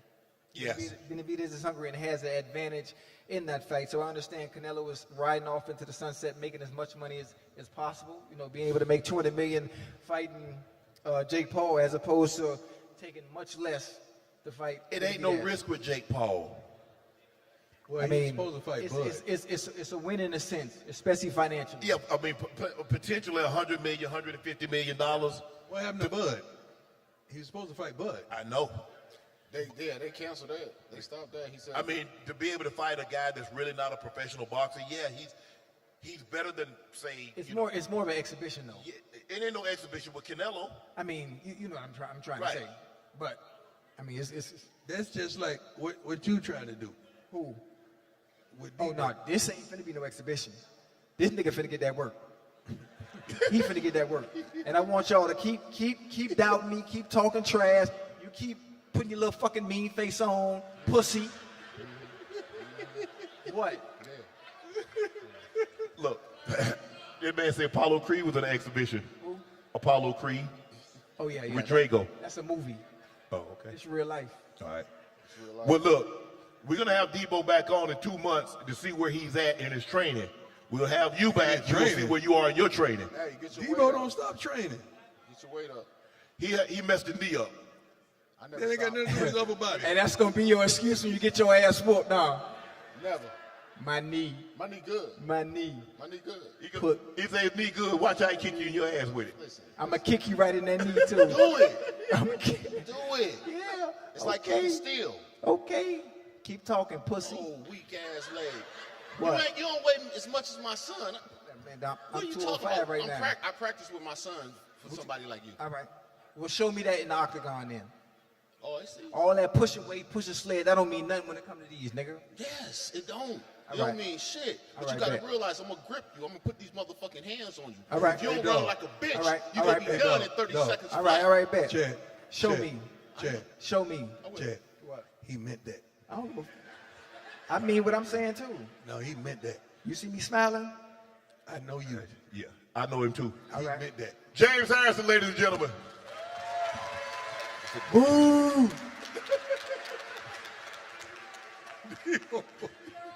You go stronger than him.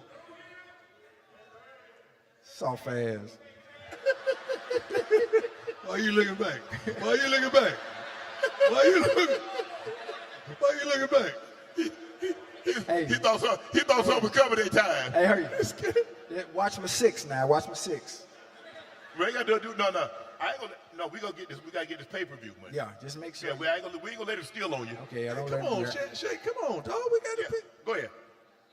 How you doing, gentlemen? Hey, my question is for Shannon and Prime. I'm a big 49ers fan. I want to know, hey, what Super Bowl was the most special to both of you gentlemen?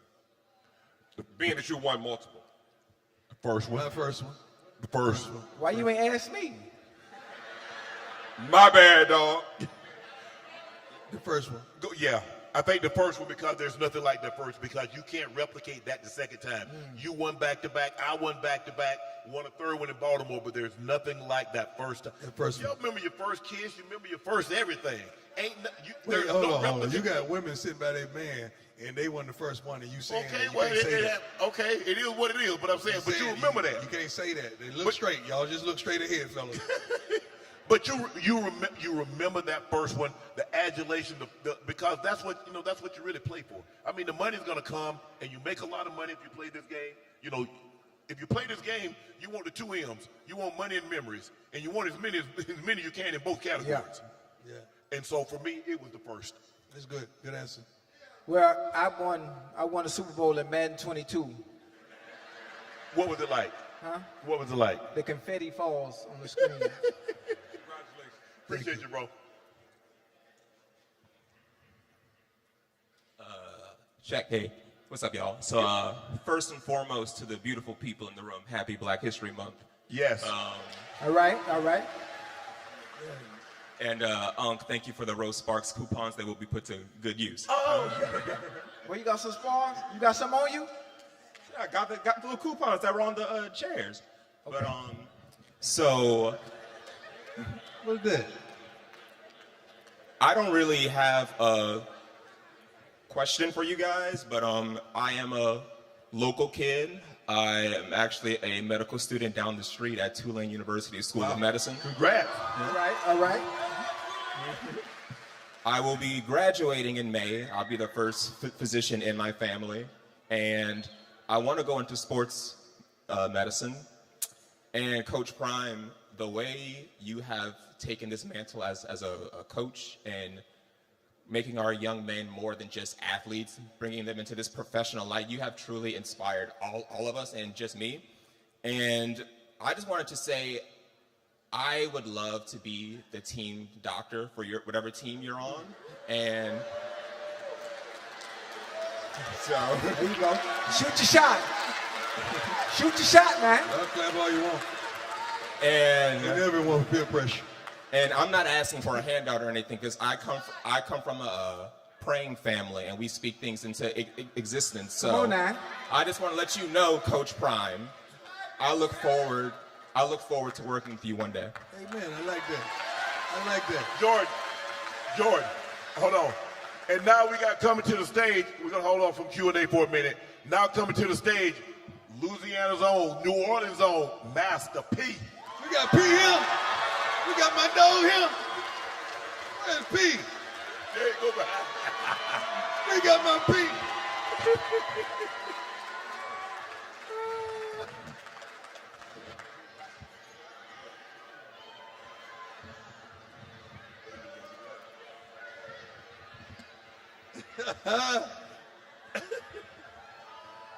Did you see when I played Baddies in the meeting room? I had to educate the youngsters. They didn't know nothing about Baddies.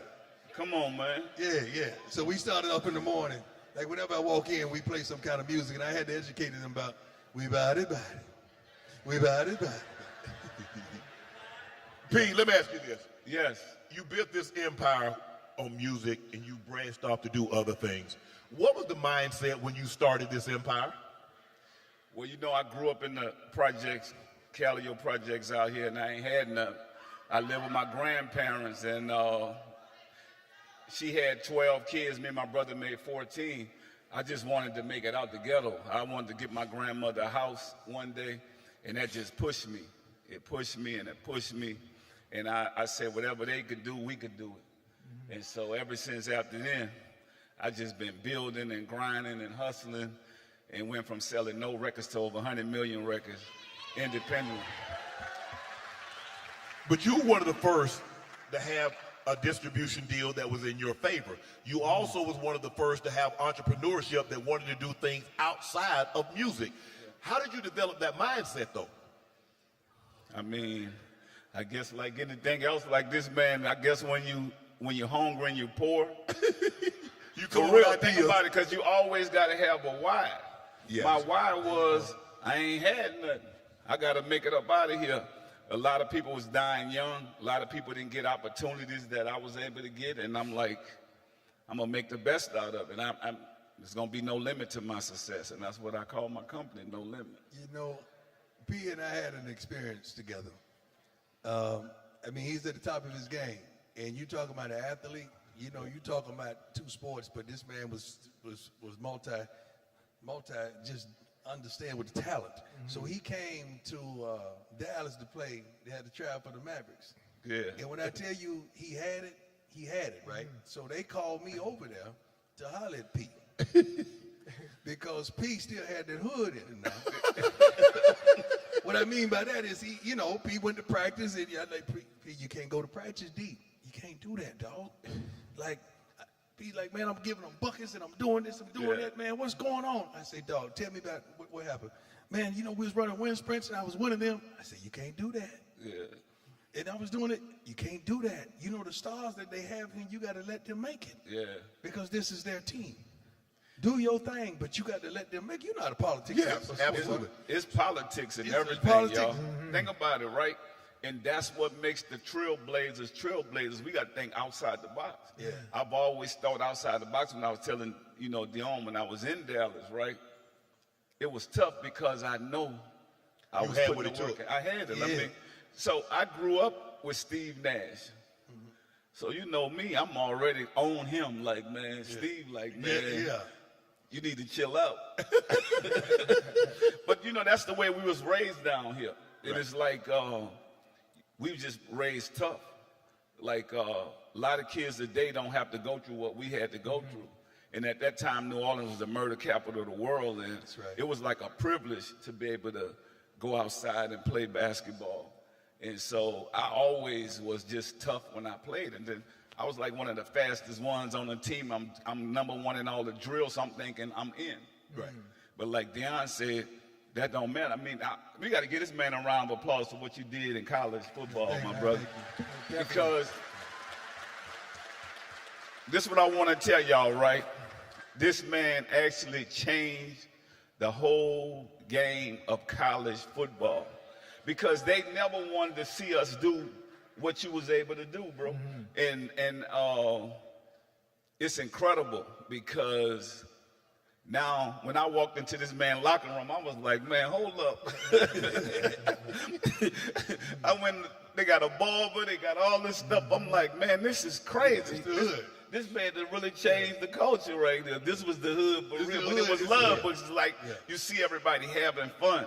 And I think the difference is a lot of players want to play for you because they want that type of atmosphere.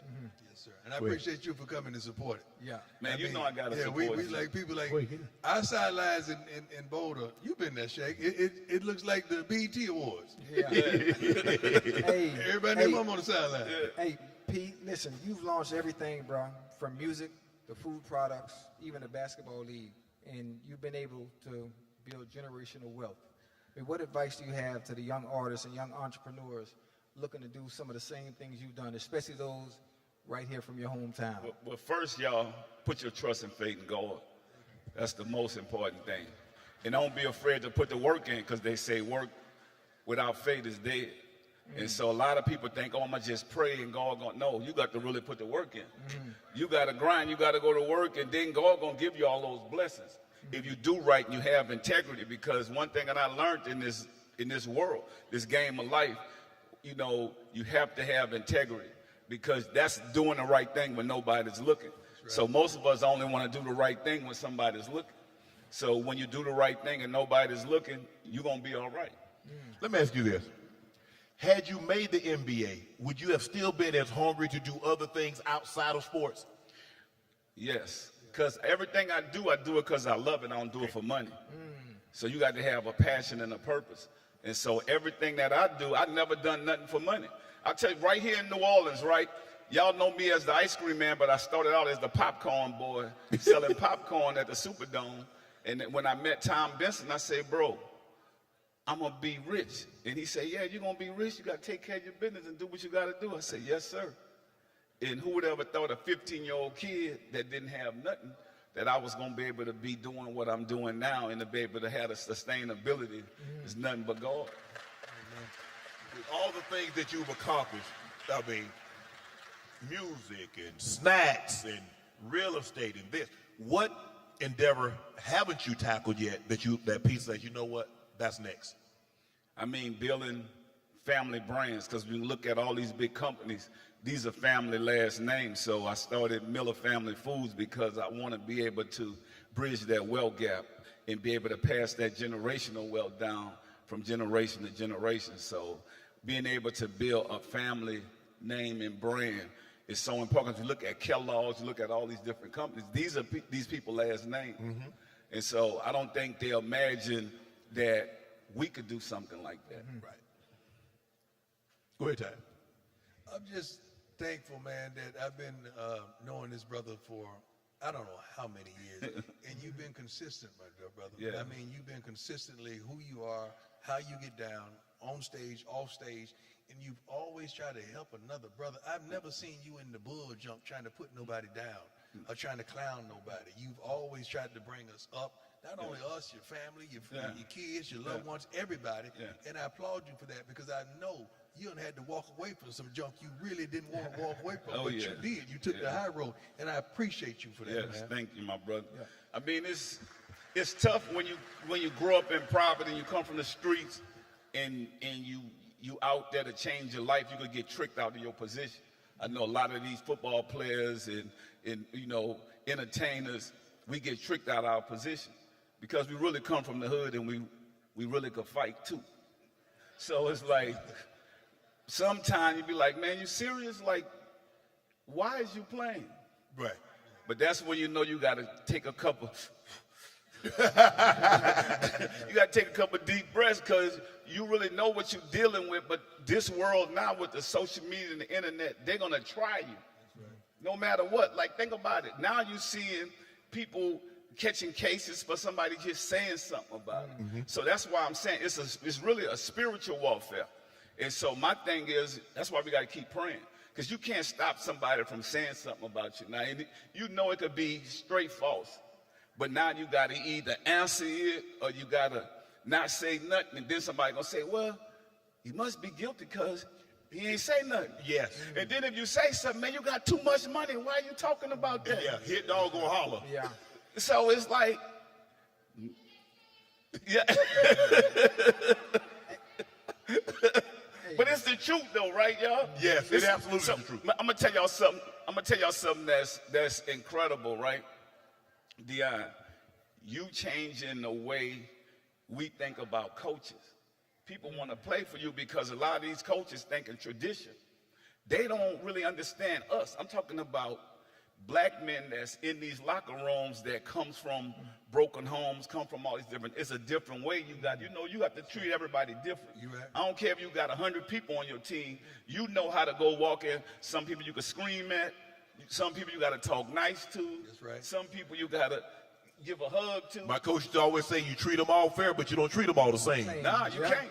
It's just like your family. You got kids. You can't treat them all the same because you want to give them that love, but in certain ways you got to give all of them that love for them to actually get it.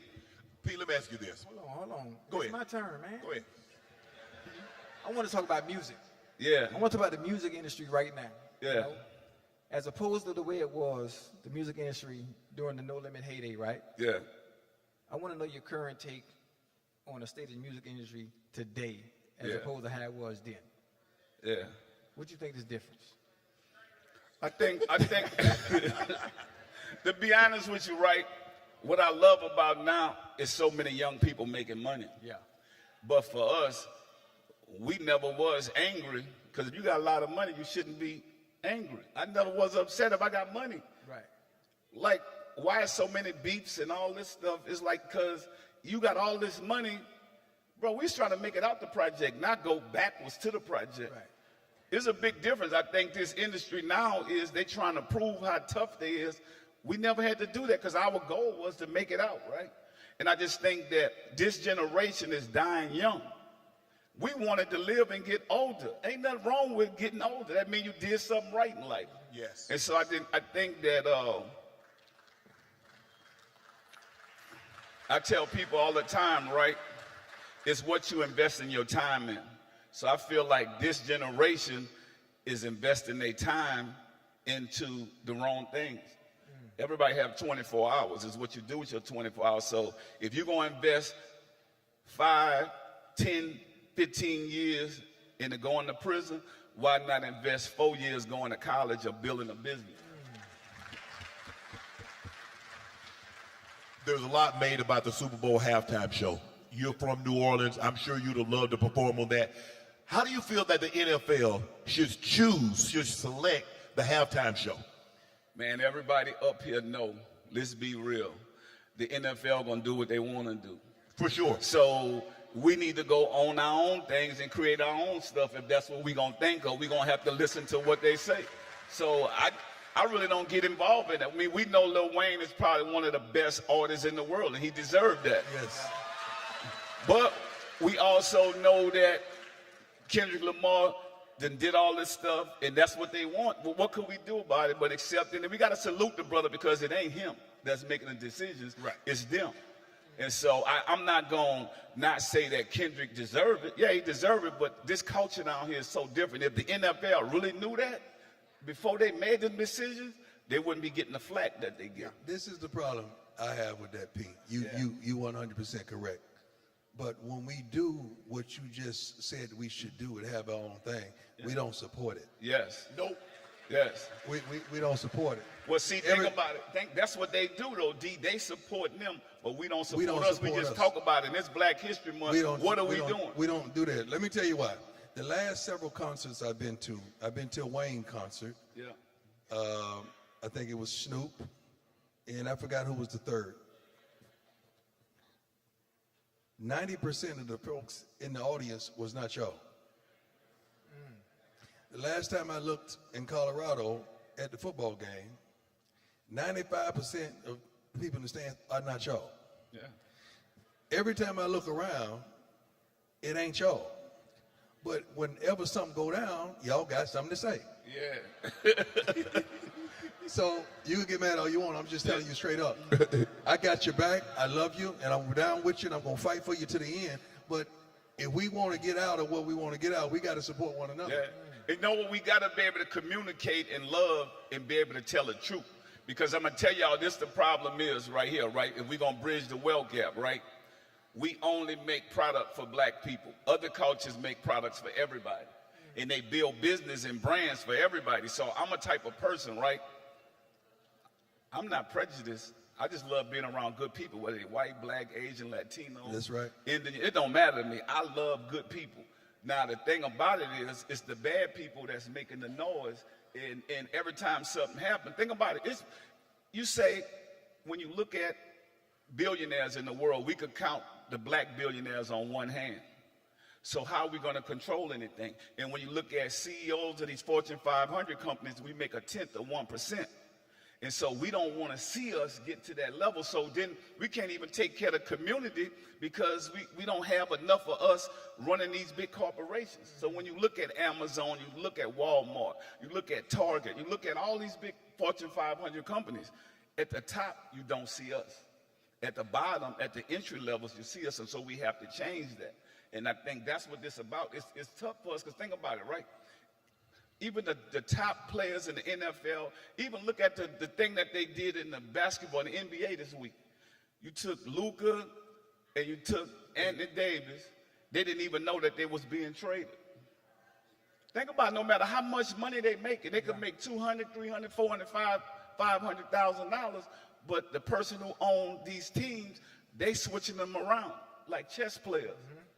And we can't do nothing about it because we don't own nothing.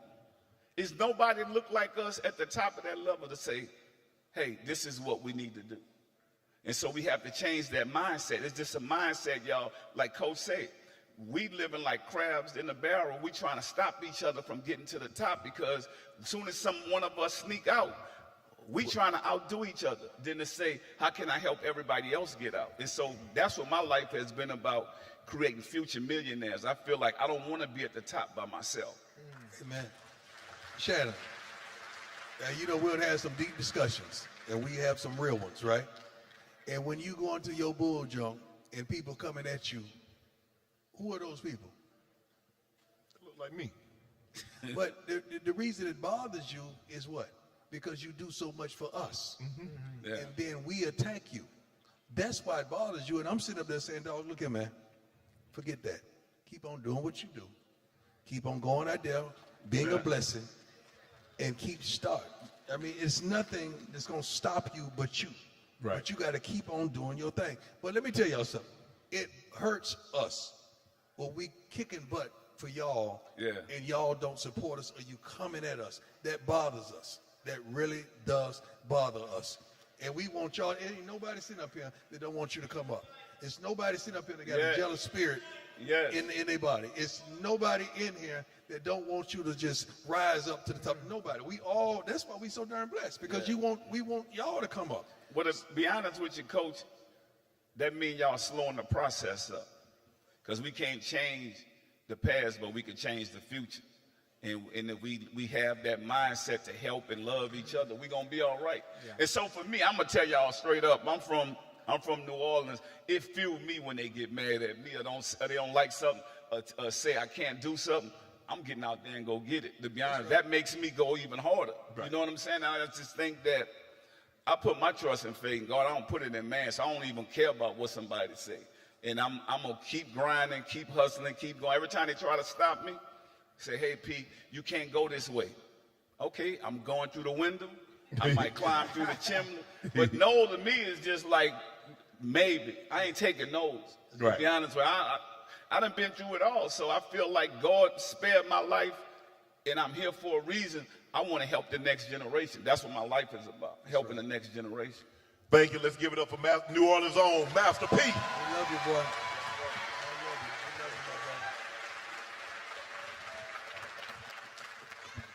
Appreciate you.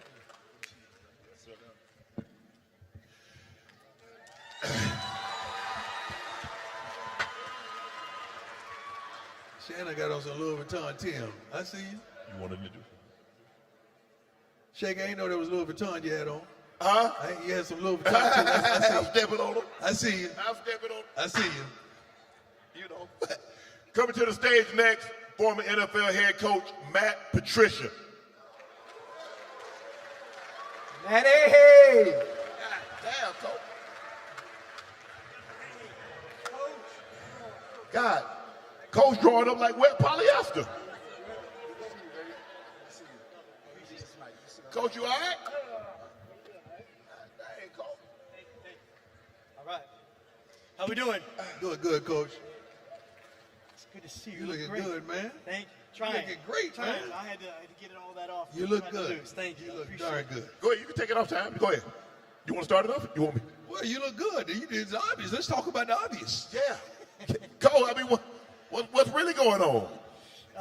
Yeah, just interesting year. You know, kind of Coach Belichick and I doing a little coaching on YouTube, which was fun. Right. Wrote a TV show that that we got to get out and kind of do some fundamentals, all that stuff that we like to talk about. So it was a lot of fun. I got to see Chad every week, which is great. Yeah. My guy, get his McDonald's every single day. Make sure we get you fed right. Absolutely. Coaching, what's next as far as coaching is concerned? Is there anything that you like to do? Is there anything on the table from a coaching perspective?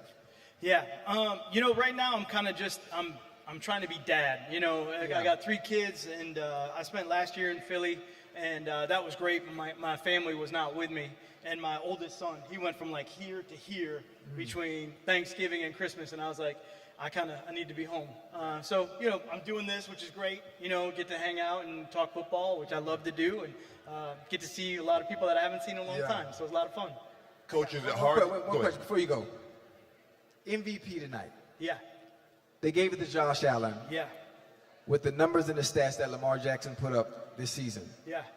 Your thoughts? I'm going to go the other direction. I'm going Saquon Barkley.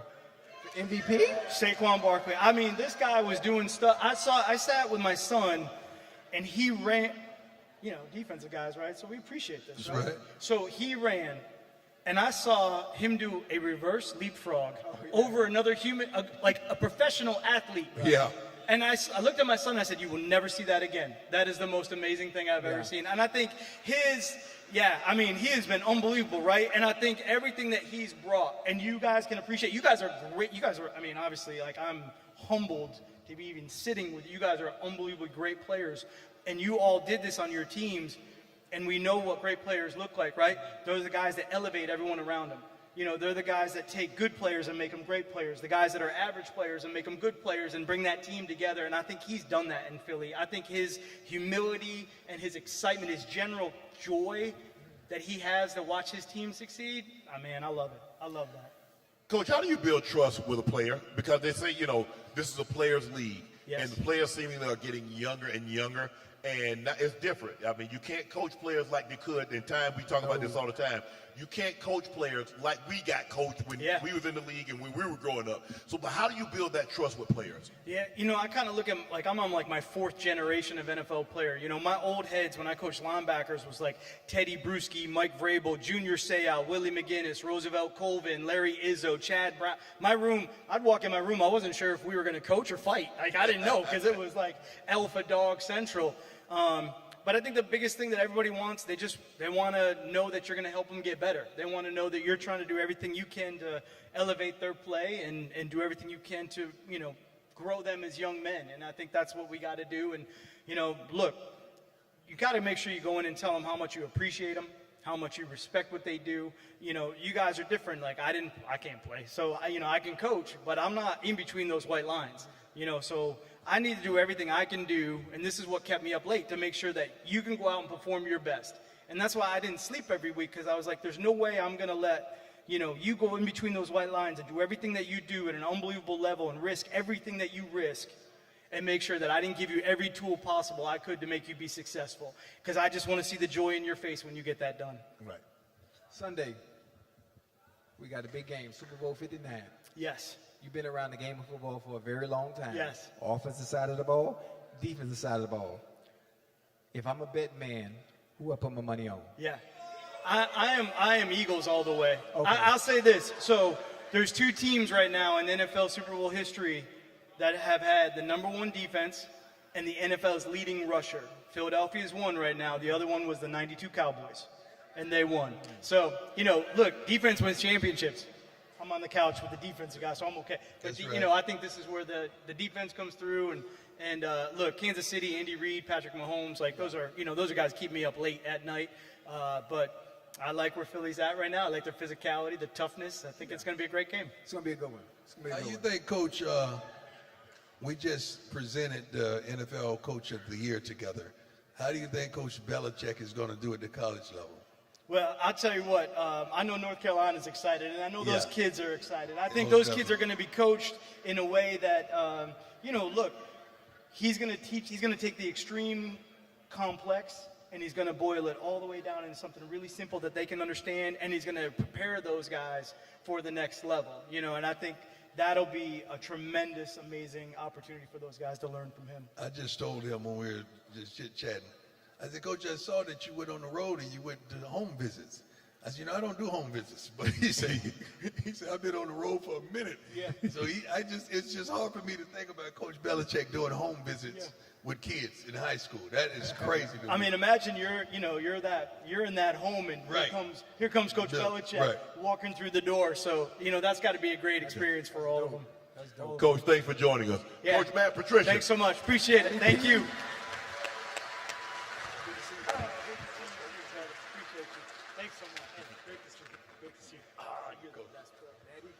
Y'all good?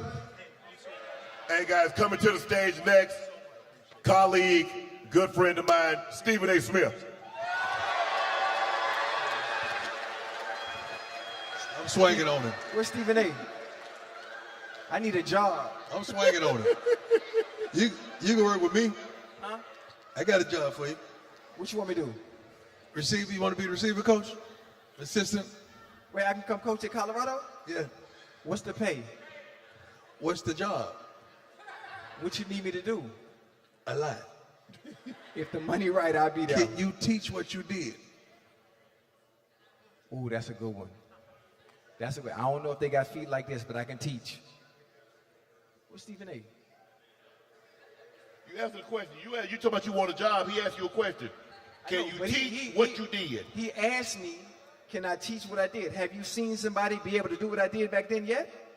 I see some people with good feet, not quite like yours. Well, you were special. I'm going to give it to you. You were special. There go your answer. Well, maybe the people that had feet like yours weren't trying to teach it. Now, the question is, can you teach? I can teach. I can teach. I just want to know the pay. I could be in Colorado tomorrow. I could do Nightcap from Boulder. You know what? We both could do Nightcap from Boulder. Let's go. Hey, I like that. I like that. I like. How y'all? I like thought that. Stephen A. We good? Huh? Oh, we good. Are we good? Yeah. Y'all good? Y'all good? And now, Hey, hold on. coming to the stage, Stephen A. Smith. I like he a stripper or something, the way y'all call him. Hey. You see the walk? You see the walk? That's that money walk. What they do, baby? That's Y'all it. hiring? Y'all hiring? I want to be on first take. We got the people here in front of you, so I want to get this out. Oh, you been working out too. My dog been working. What day? I want to make sure y'all hear this. What day can I join first take? What day you join First Take? What day? The day I tell you. Yep. Okay. We getting somewhere. That's enough. Any news you want? Anything you want to share? No, not yet. You sure? I'm good. Life is good. Life is good. I can't complain. It's good to see y'all. Thank y'all for coming out with my boys. It don't get no better than what they doing, and we know what the hell he been doing. So it's all good. I'm in good company tonight. We've been talking about this, and we've been going back and forth. Right. Josh Allen won the MVP. Yep. Lamar Jackson was first-team All-Pro quarterback. Yep. Which is, I'm surprised. I'm shocked that it happened. What are your thoughts? I'm kind of glad Lamar didn't win it. For real? What you got? Let me explain. It's the setup. That's the setup. You got 2 league MVPs. Every other individual in NFL history who's had 2 league MVPs have won a Super Bowl championship. Lamar, if you will be quiet and let me explain, I will make sure you understand my explanation. What I'm saying is, if he had won 3, then the heat on him next year would have intensified even more. And we'd highlight his failures more instead of appreciating his greatness more. Josh Allen winning the MVP, well, congratulations. Now what you gonna do? Because we gonna talk about you the same way we talked about Lamar Jackson now. Because now you are MVP. Where's your chip? And if we're not gonna talk about him not having a chip, we can't do that to Lamar Jackson either. That's why. I like it, but I don't love it. I understand it. I like it, but I don't love it. I understand your philosophy. I understand how you flip that. Brilliant. That's what I expect from you. But nevertheless, we can't look down the street and condemn a man about what may happen tomorrow and not applaud what he's done today. Because that man deserves his flowers right now, regardless of what may happen tomorrow and how we think about him. He was the most valuable quarterback in the NFL to his team, to our league, to his offense. Am I right or wrong, Mr. Stephen A. Smith? I'll give that to you, but allow me to retort.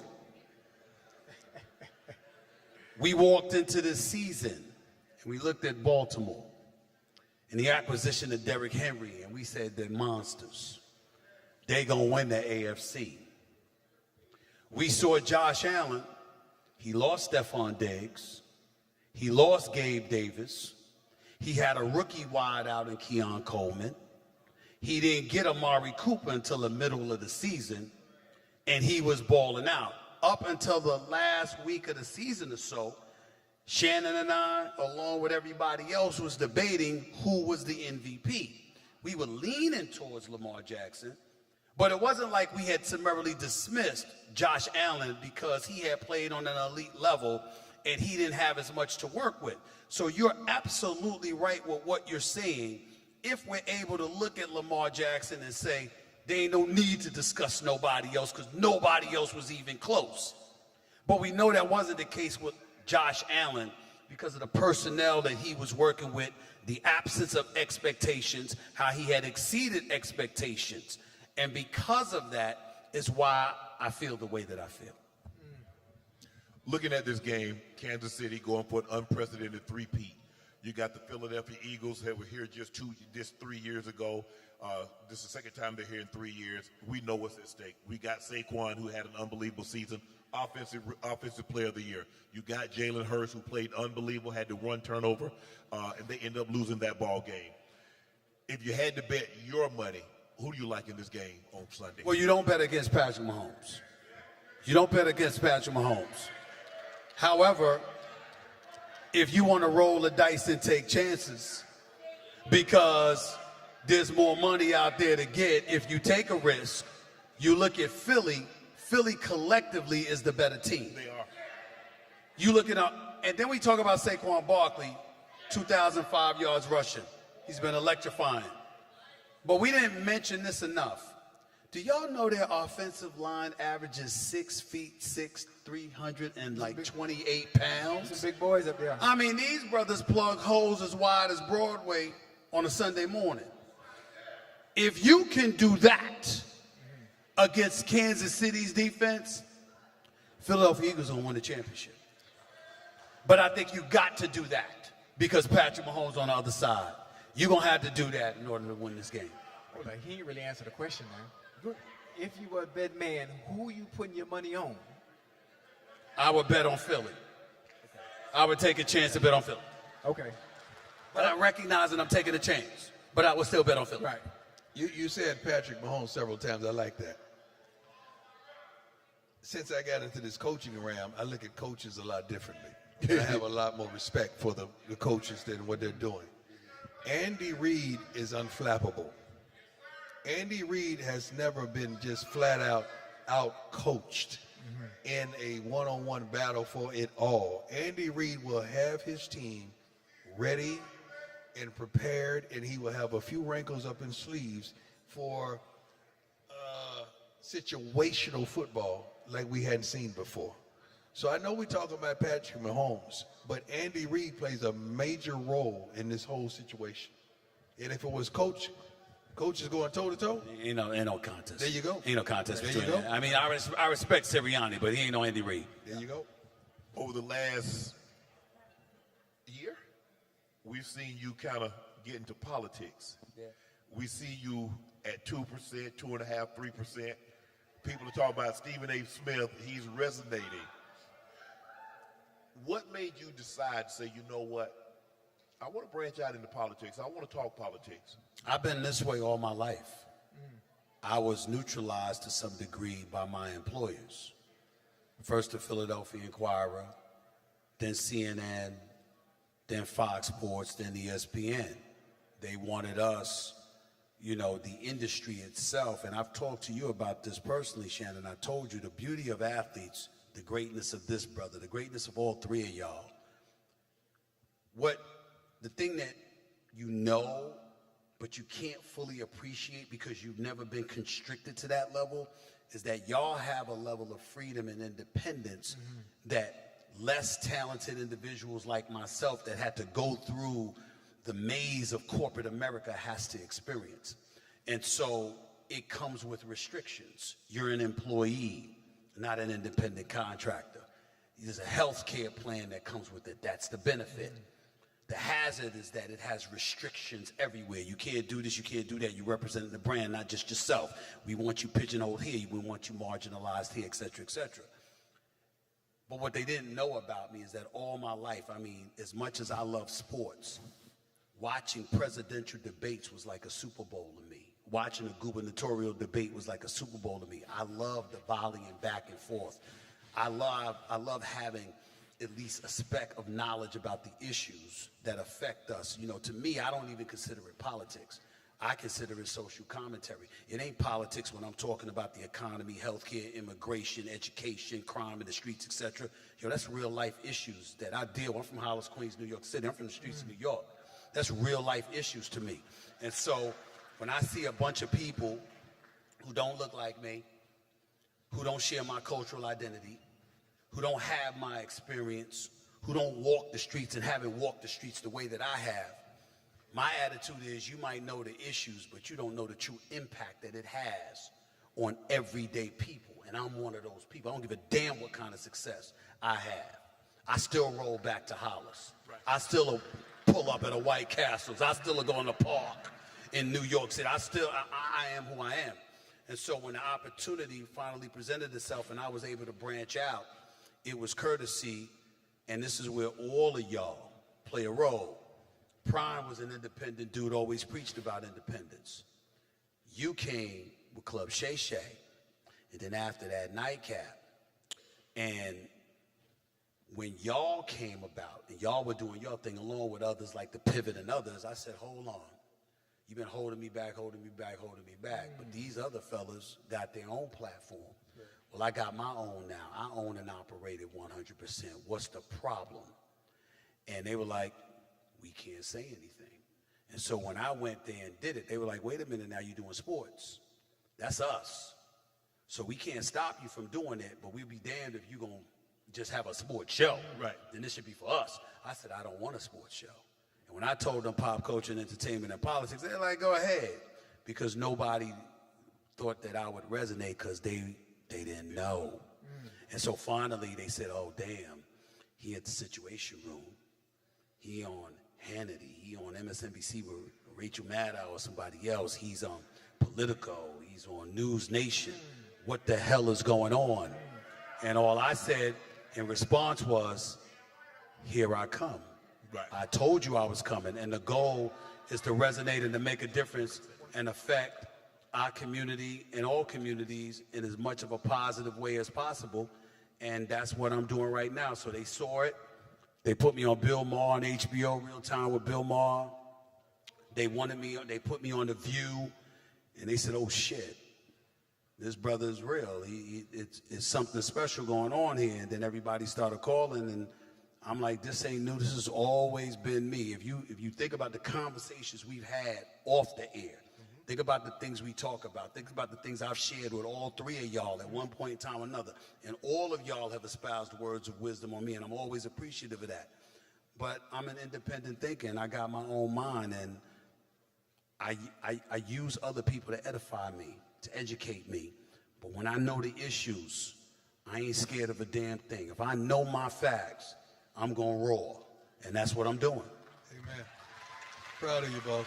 All right, well, since you're out here, you might as well participate in the next segment.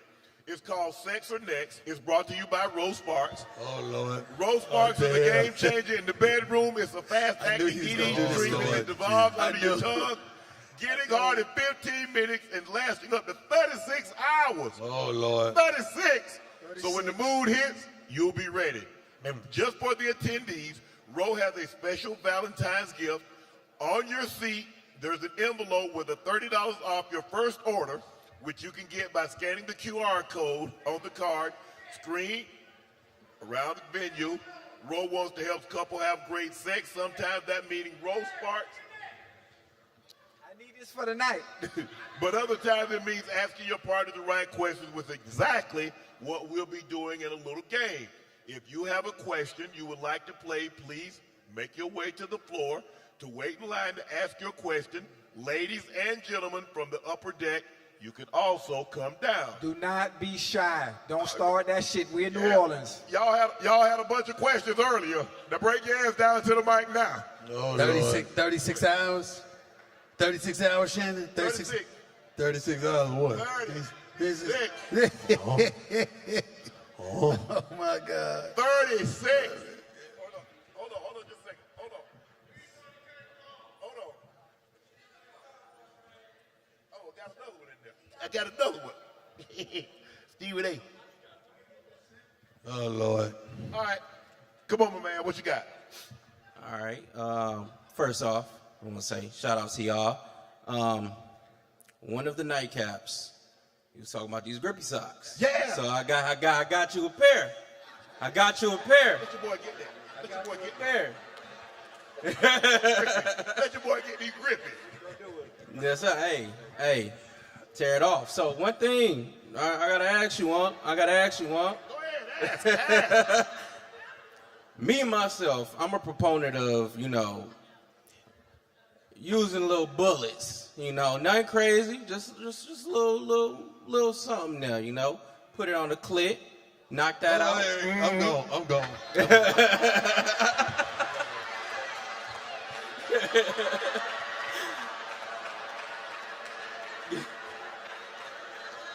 Come on, Coach. Don't mind me. How do you like to spark it up in the bedroom? Without the live. How do you like to spark it up in the bedroom?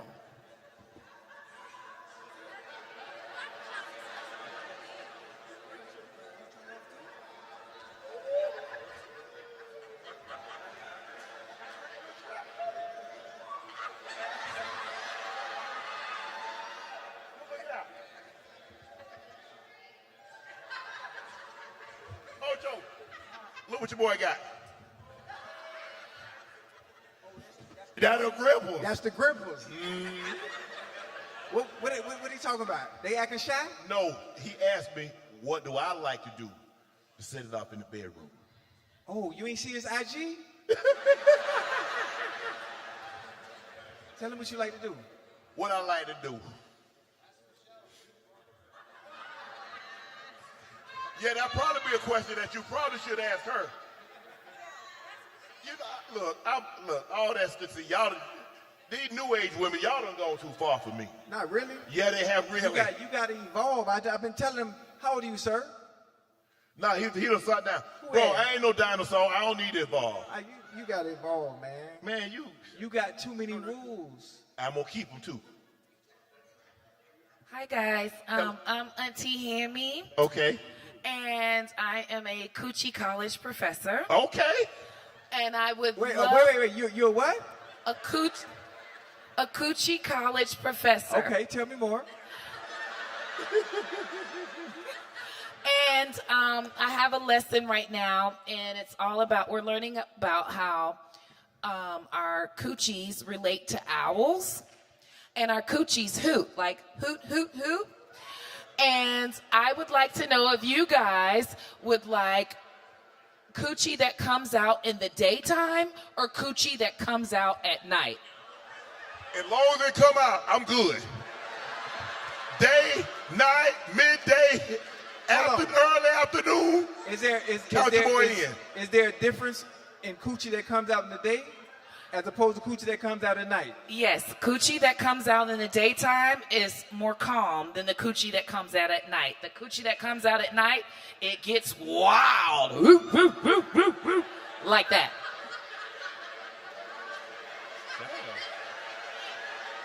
It do. It do.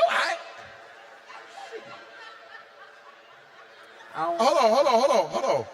Hey, we did that. Hold on. Can we get a woman to confirm or deny this? Because I'm not. Come on. Hold on. Come on. What's that? Was that sex or next? No. What you want? You call it. I mean, that was next. I ain't understand none of that. You understand? Yeah. Hold on. We gonna get confirmation. She about to give us confirmation. Oh, she been drinking. She about to tell. And she got on black. Yes, that brown. Yeah, oh, you on that brown? On that brown. And she got on all black. She about to bring it, Ocho. So I can confirm, Auntie Hammy, in the daytime, we moving about our day. So I'm just gonna bend it over and toot it up 1, 2 real fast. Okay. But the moment I lay your ass down on that bed, everything gets wet. Sex? Everything gets wet. Sex. Yeah, you keep her. Yeah, sex. Are you married? Your boyfriend here? That's my husband. Okay. So he confirmed. You confirmed this? Oh yeah. Okay. He confirmed it. Okay. We got sex then. Thank you very much. I gotta write that down.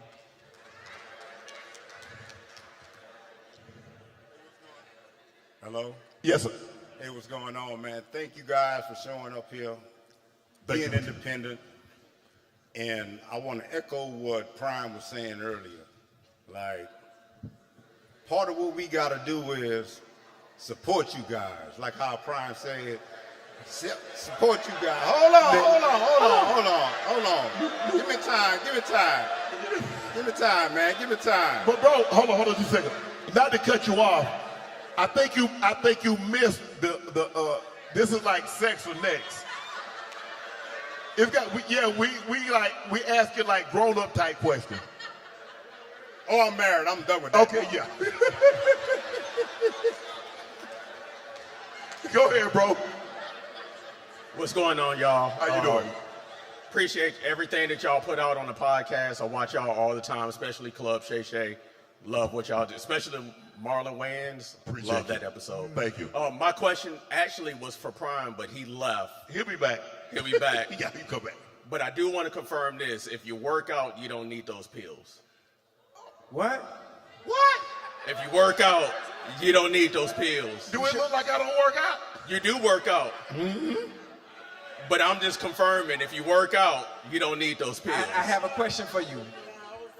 How do you know just because you work out, you don't need those pills? Because she told you that? Annual physical, check your testosterone level. That ain't got nothing to do with Yes, performance. it does. How do Eagle Head? Yes, it does. But I guarantee you, nothing. I'm gonna go keep that to myself. I don't know. Don't tell her. Don't worry about it. I don't know. But you don't know what you're missing out on, bro. I'm telling you, she don't know what she's missing out on. I don't know. Next. I've been working Ocho? out. I've been working out 57 years. What are you talking about? This is me? Yes, you. Ocho, Stephen A. I wanted to ask you, this girl recently, she put me in the friend zone. We were having great dates, a lot of stuff. She put me in the friend zone after a couple of dates. I want to know, how can I get back in there? You not.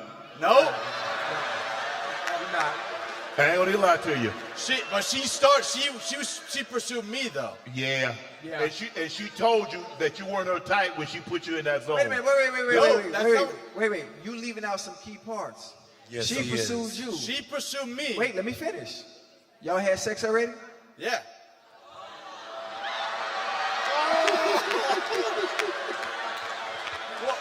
What are we saying? No. You come up short? No. Okay. It wasn't that. Okay. It wasn't that. Okay. Sure? It wasn't that. No. Ocho, it wasn't that. Okay. It was after. It happened to me, so I'm just. Can I answer this? Can I answer this? Yeah. Go ahead. Can I answer this? My brother. It was after a little while. My brother. Quit while you ahead. Yeah. Let me finish. You said she pursued you. You said y'all went out on a couple of dates. Mm-hmm. You said you gave her some. And then you said she don't want no more. Young man. That's a good point.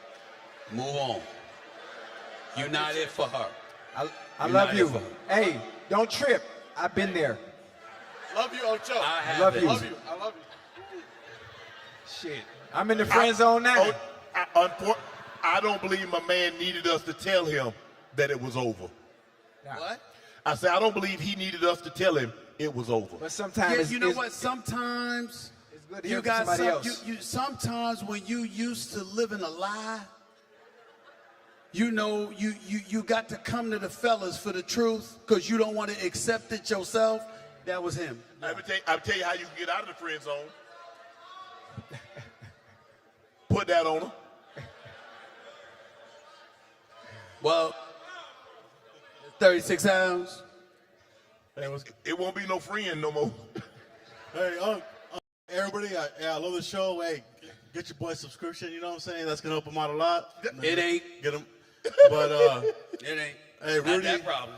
Rudy Odiano from Austin, Texas. Hey, I think I speak for everybody here is we miss Shannon, and I love the show with First Takes way better than Undisputed. I ain't going to lie. But we miss Shannon be like, Skip, what's going on with the Cowboys? Skip. But anyways, we missed that. But my question is, everybody has I don't know if you noticed, but he's doing a hell of a lot better on Yes. First Take. Yes. You know what I'm saying? Yes. All right.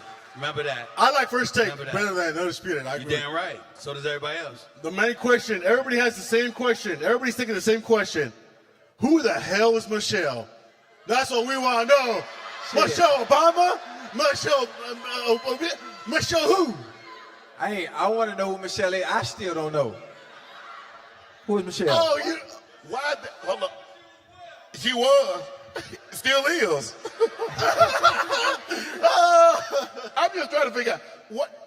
What is it? I mean, like, if I'd have never said that name, nobody would have been interested in. But we heard you say, whose dick is this Michelle?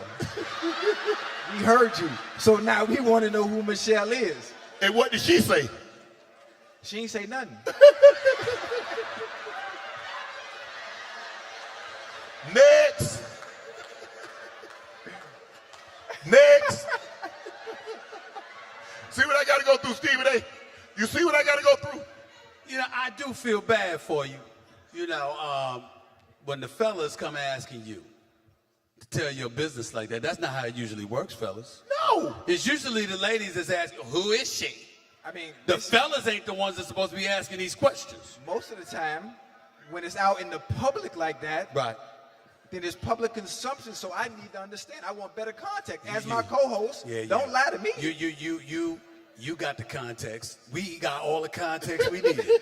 You ain't devoid of the context. Stop that. All right, check this out, Ocho. Now it's time for your favorite segment, Rough Draft. Best NFL house calls brought to you by Homes.com. From its sleek, ad-free designs, comprehensive agent directory, and most in-depth neighborhood content of any shopping site, Homes.com is the right home shopping should be. So tonight's Rough Draft, we're going to talk about the best house calls of the season, presented by Homes.com. What's it? I'm gonna take Saquon Barkley in the snow in the divisional. That's one for me.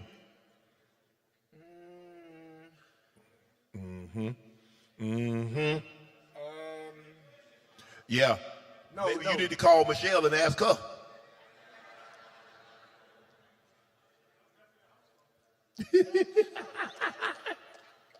Touche. Who'd you pick? I picked Saquon.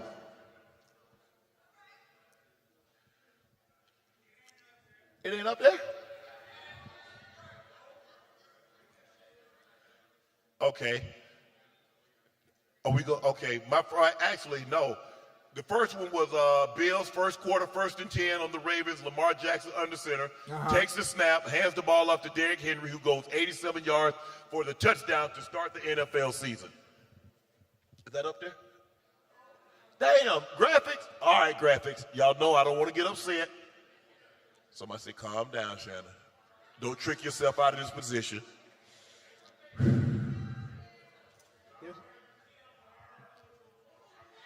Oh, there are no graphics.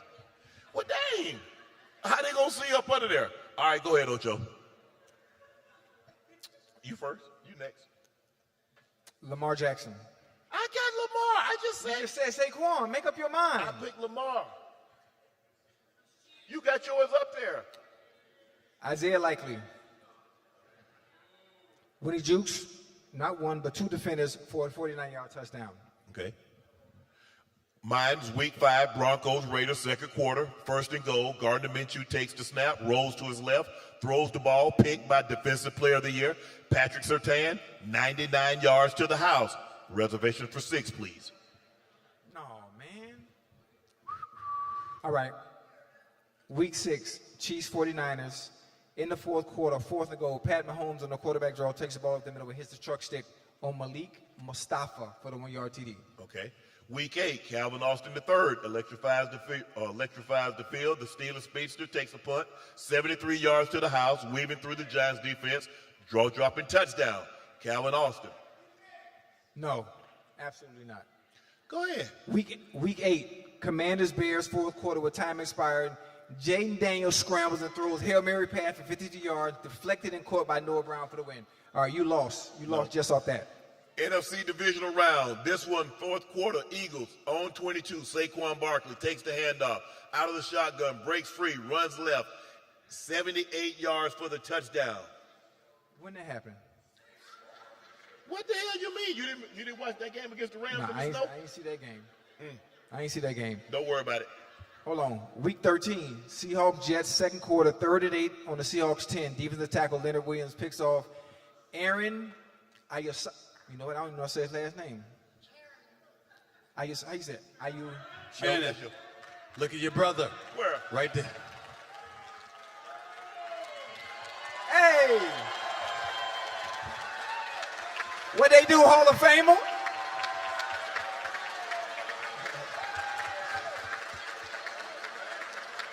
What they do, Hall of Famer?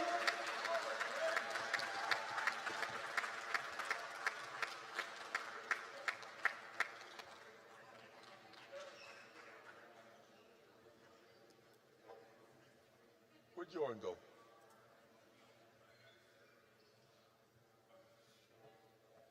Man, y'all clap it up, man, for Sterling Sharpe, man.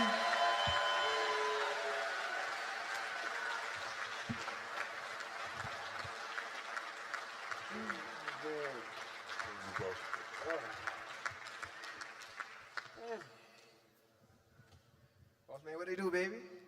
Good. Good to see you. How's it going? Thank you, sir. Yes, sir. Thank you, pal.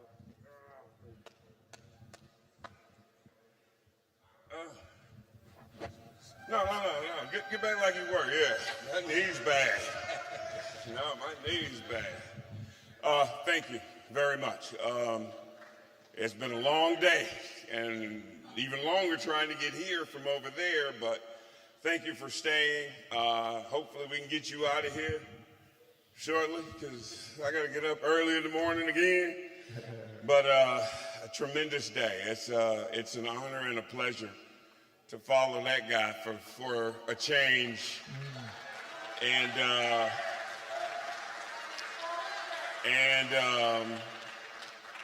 being the first brothers inducted into the Pro Football Hall of Fame. That's loud. Don't you cry up here. Don't do that. I want to know, you have to tell the people out here, understanding and knowing all you've been through, where y'all come from, what it took to make it to the NFL, the struggles having to lead a game early, what this night means to you. It's kind of interesting, Och, because I never wanted to be in the Hall of Fame. I never expected to be in the Hall of Fame. This is not something I asked for. This is not something I wished for. This is not something I prayed for. Because when I left the game, the only thing anybody ever talked about is what I didn't do. Now, I'm okay with that. I am. I'm okay with what I put on film. I'm okay with that. But so I never had any expectations. This is not like Christmas, to where you want a skateboard or you want a bike or you want them pair of Jordans. This isn't like that. So for me, today is kind of interestingly surreal, because I didn't want this. This is not something I wished on myself. But, being there and seeing my friends that are in the Hall of Fame that were more excited than seem like I am right now, but they were genuinely happy. My good friend Terrell Owens, I hope I'm not doing anything wrong by putting Terrell's business in the street, but T.O. cried. T.O. and I go way, way, way back to before he even got in the league. And he was so happy for me that he and I had about a good 45-second moment to where we just kind of got wrapped up in each other and the history and the time and all that. So it's been a really good day, Och. But let me tell you, I haven't gotten there yet. It's gonna take a little more time to get there. Yeah, congratulations. Thank you. Thank you. And I know, hey, it's been a long time since you've seen that guy speechless over there. Yeah, your little brother loves you, man. Yes, he does. When he talks about you, he talks about the only man that he's ever hoped to be, to measure up to, because he knows he couldn't do it. And anybody that knows you and anybody that knows him knows how he feels about you. Me personally, you know how much love I've always had for you. No doubt. Ash, let us get some tissue now. We need some tissue up here. For those of you who might be too young to remember, we religiously talk about Jerry Rice being the greatest receiver in NFL history. Those who know football, before T.O., before Randy Moss, we would all mention him because he was that sensational of a wide receiver. He was big time. And so to then watch you transition into the business before your brother did, you did a hell of a job talking the game of football, teaching the game of football, working with cats in the industry and showing us the way as well, and had that pedigree. There's so many people that followed that played in the NFL and now doing television. You were doing it before most, and you were doing exceptionally well. And so for me to see you have this day, thank you. Thank you. Is well deserved, and I'm just happy for you. It's long overdue. Thank you. But it's here. Congratulations. Congratulations. I think the thing is why I get so emotional and people ask why. I say because I had GPS to get to where I'm going, because I had to follow him.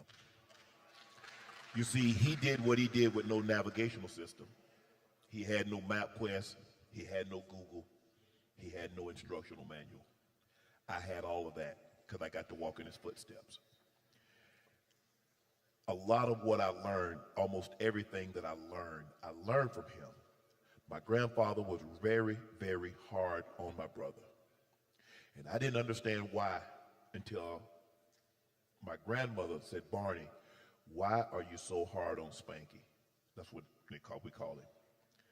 He said, Mary, everything that little one is going to learn, he's going to learn it from him.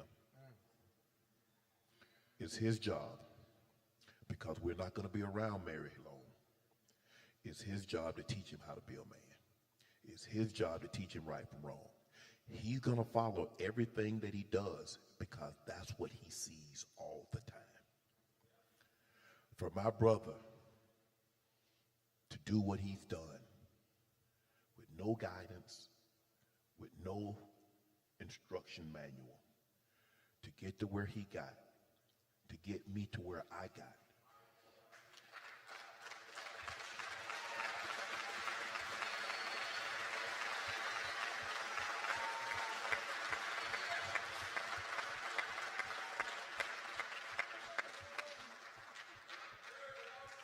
You guys have heard me say, the only man I've ever wanted to be was him.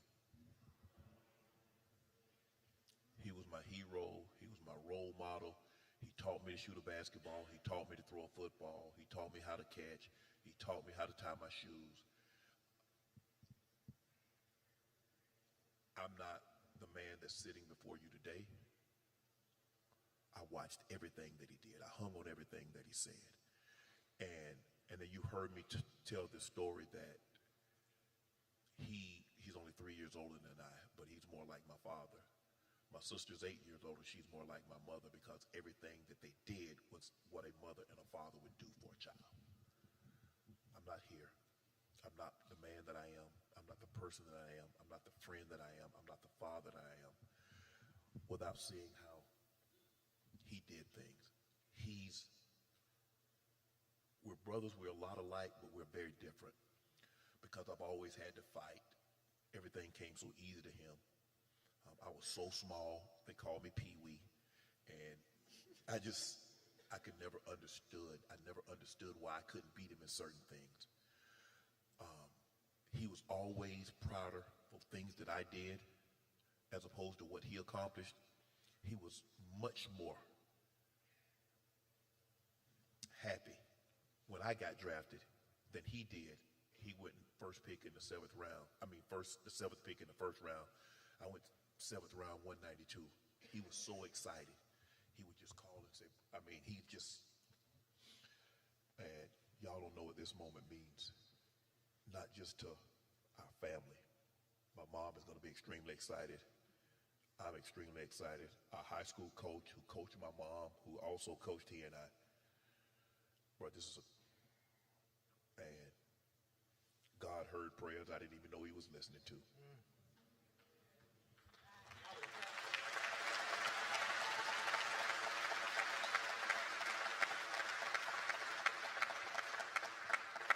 There'll be a time that you and I'll have a conversation. We'll talk, mapping everything out, guests that you want to bring, and the party and the entertainment that you want.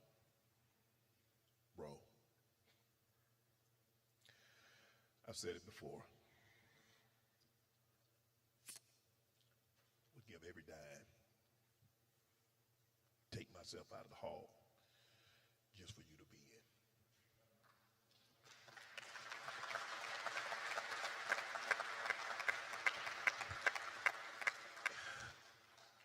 I measure my life in summers. I don't say years. Say how big I pretty got. Hopefully, pretty healthy. I got 20 summers left. I'm good now. I'm good.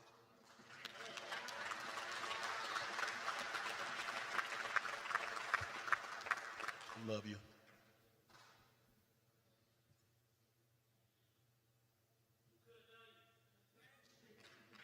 There's only two men, guys, I've ever told that I love. My son, my brother. Lord have mercy. It was so hard to keep this a secret, Stephen A. When I got the call, and I had to get him to come to my home, and they wanted to go do it in Glenville. I said, bro, I hadn't been to Glenville in 13 years. He gonna know something up if I tell him to come down there. So I lured him to the house. Still, he hadn't seen me in my home in 6 years. So if I call and I tell him to meet me somewhere, he's gonna think something's wrong. Like, what's up, bro? He's like, what's up? I said, man, just come to the house. He's like, I'm in town.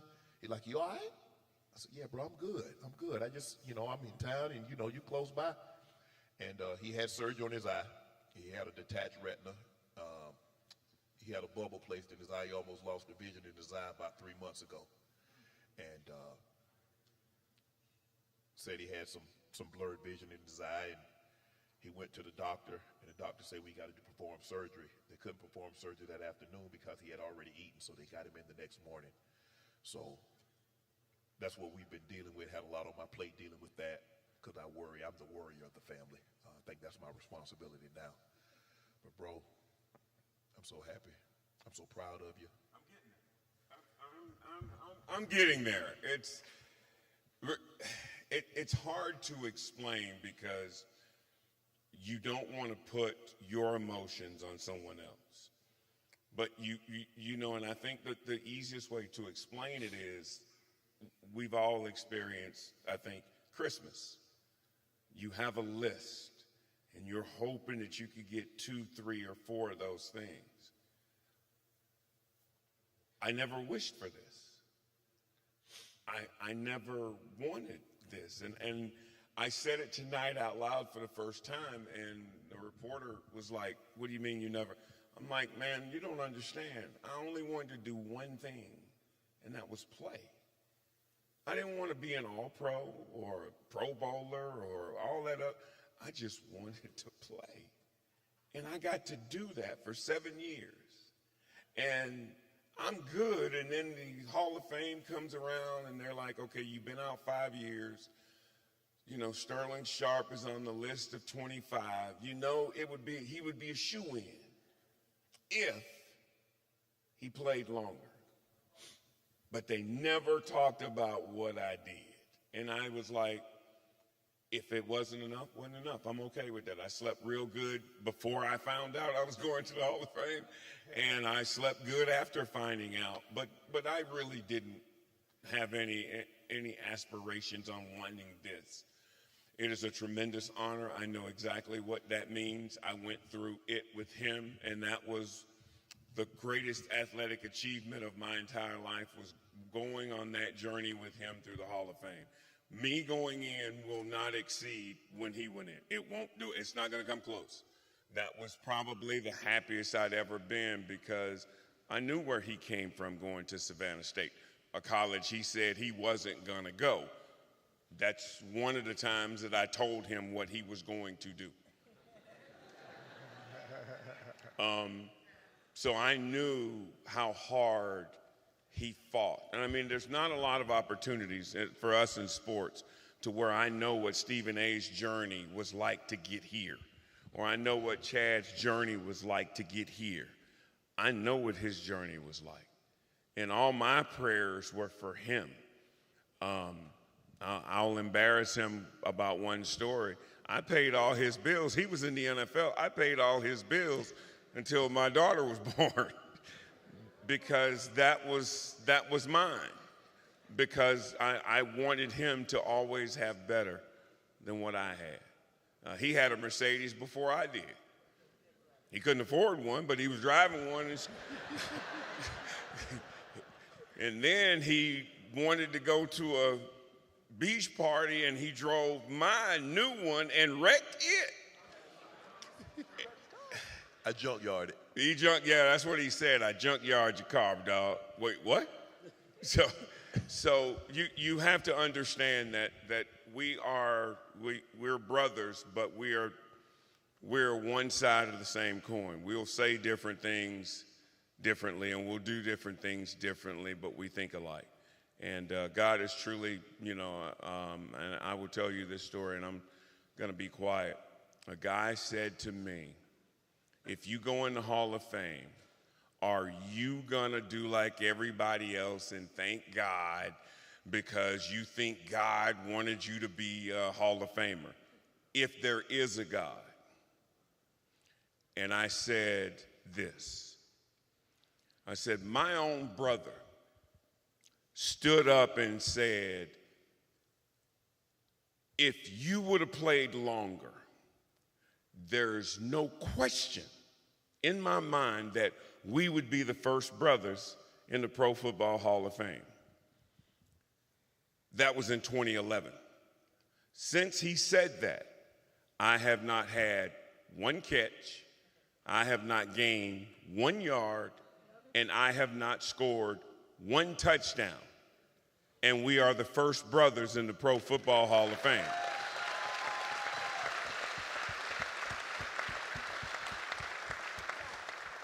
So you tell me if there's a God and that I should give him some glory. And so, for me, that is what I'm probably most proud of is everybody used to say, Shannon, stop trying to be like him. You can't be like him, Shannon. Stop trying to do what he does, Shannon. You can't do what he does, Shannon. Stop trying to imitate him, Shannon. Be your own man, Shannon.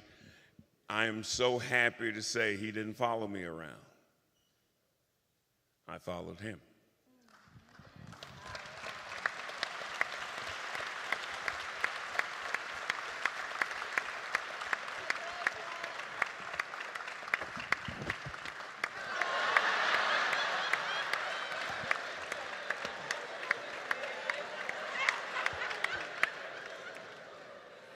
Class of 2025 Pro Football Hall of Famer, Sterling Sharpe.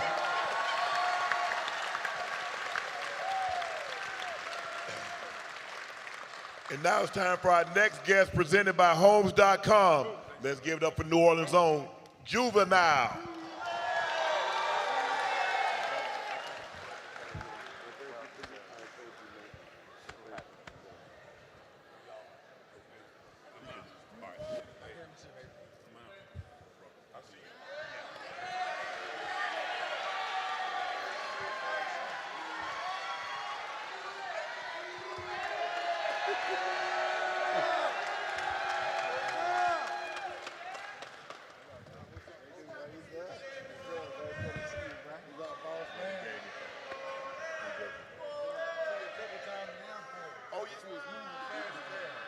Grab one. Just grab one.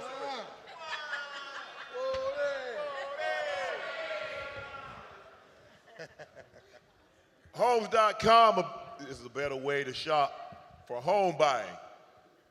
Juvie, 400 Degrees is a classic that helped define Southern rap. Tell me when you come up with these songs, because they're timeless. You come on now and everybody hit the dance floor. 20 plus years later, after you came out with this.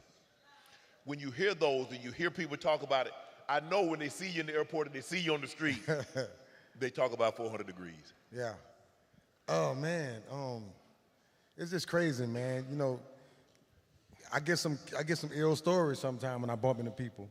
And one of the main things I get from some of the people, they say, man, you raised me. I'm like, man, I don't know your mama, man.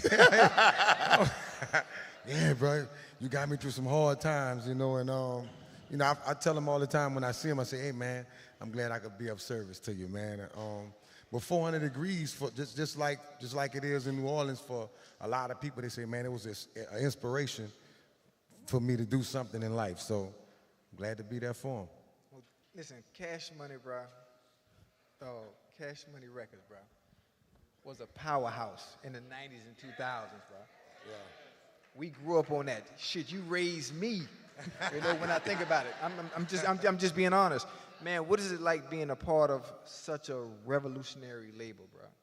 It's crazy, man. You know, when we was in the studio making them songs, you know, we didn't see ourselves being. I know I didn't. I didn't see ourselves being, you know, around this long, 20 plus years. And man, it's one of them situations where you see your little bros popping off. You know, you had your shine, and then you see Wayne pop off. You see BG pop off. And it's like, damn, man, we really, you know, we really made it, you know, and now the city's still showing love, man. Yes. Yeah.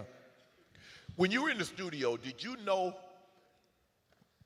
at the time what you guys were doing? Did you think it was like, man, these are classic. These are going to stand the test of time.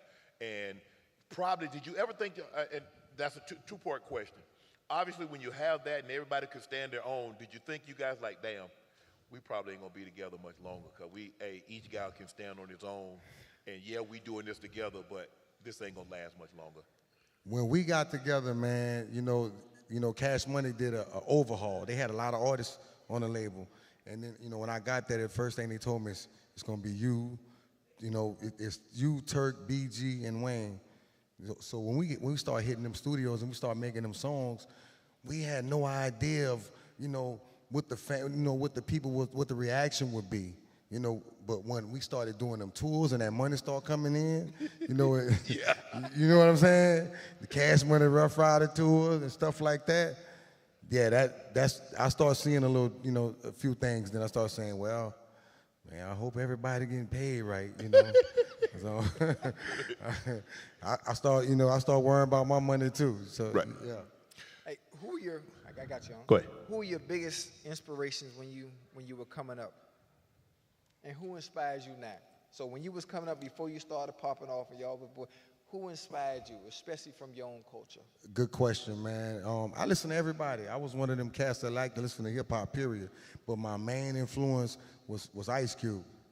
Ice Cube was that guy for me. You know, when NWA came out, Gangsta, and everybody from the city could tell you when Gangsta came out, that changed the way everything in New Orleans. Everything, homie. I mean, and Ice Cube was always that dude for me. Who inspired you right now? That's in the game. Somebody that you look at and be like, you know what, that he the one. He one of them. Man, I got a few of them right now. It's this guy sitting next to you, man. I'm inspired by him, the transition. You know, I'm in the transition of my life where I'm getting ready to do a podcast. I see how you're picking up all these awards, and I'm inspired by that, man. And my other inspiration is E40. You know, the way that he took the rap game and started branding himself. Yep. I see you with your LaPortier. I got my yak. Everybody down here knows I'm branding myself all the time. I got Juvie juice. I got chips. I got papers. You know what I'm saying? I got a few things. And my inspiration right now probably wouldn't be somebody that's in the rap game right now. It's cats that was around back in my day. About being an entrepreneur. Let me ask you this. Weezy was the youngest. Did you know that he was going to grow up to do what he's become? We did, bro. You listen to Bling Bling, you hear Birdman say, in the year 2000, Lil Wayne gonna tear the game up. That's how we felt. We always knew, you know, Wayne mom wouldn't let them curse. So we had to water it down. We had to he used to come in there with some songs and I said, bro, you can't say that, bro. The kids bro, you can't say that. So we knew then some of the stuff he was saying then, I'm like, damn, bro, when we take the cuffs off, God damn, he gonna, yeah. I mean, when he came up with Bling Bling. Say that again? Bling Bling? Yeah. Did y'all know that was gonna be an anthem? Because everybody started talking, hey, bro, you need that bling. Wayne was making so many sound effects. You know, that was his trick too. You know, I come in the studio talking stupid, like, look, I'm about to mess. I don't care what you got. I'm about to mess over you. Wayne come back with sound effects. Pow, ping. So Wayne was always the one to kill me on the song, man. But yeah, man, I didn't know bling bling was gonna be something, not especially not a word in the dictionary. Right.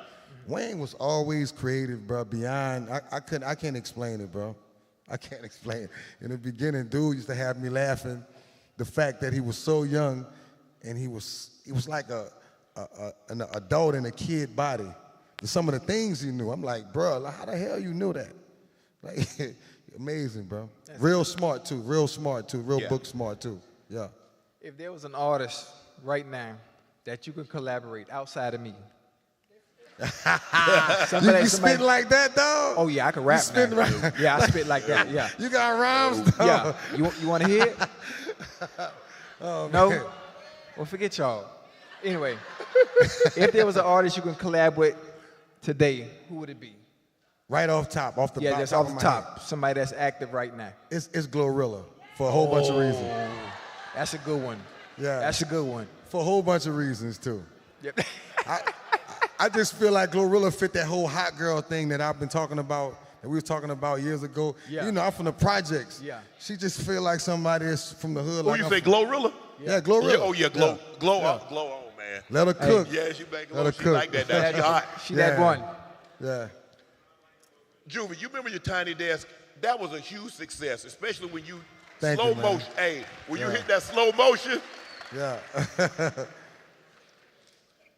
like when they called you to do Tiny Desk, did you have in your mind like, okay, I want to do this, I want to do this, but to do it the way you did it, I think that's what people like. Well, how a rapper gonna go on Tiny Desk? Because there's normally people with R&B and slow songs and things like that. You brought it a rap and sung it in such a way, people like, well, damn, he might have should have made it like this. Yeah. I didn't do it by myself, though. And shout out to my guy, Trombone Short and John Baptiste and Man and Fresh. They really helped me out. Right. They really backed me up. I needed that New Orleans flavor with me. They all came. And the 400 Degrees band, man, they cut up too, man. But it was one of them things where I didn't even know what Tiny Desk was, you know, truthfully. And I made a statement, pissed everybody off. They started going at me on social media. I said, look, if I get 10,000 retweets, I'll go to, you know, I'll come up there and perform on Tiny Desk. Not knowing I had to pay for flights and all that. Right. Like, I'm like, damn, y'all ain't got no budget up there. So yeah, I had to pay for everything, but it was all love, man, because the fans love it. They did. Yeah. You did an unbelievable job. Ladies and gentlemen, give it up for Louisiana's own, New Orleans' own, Juvie. Whoa, there. Hey, thank you for passing by M-Line too, man. That's our. Yeah, that's the one, man. Appreciate Love. you too, man. I want to get you some of my liquor to you.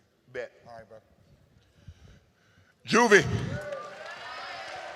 I'm so glad. Y'all good? And now welcome to the stage, Shay Shay Media's newest signees, Humble Baddies. You want to sit? You can sit right there. They gonna sit.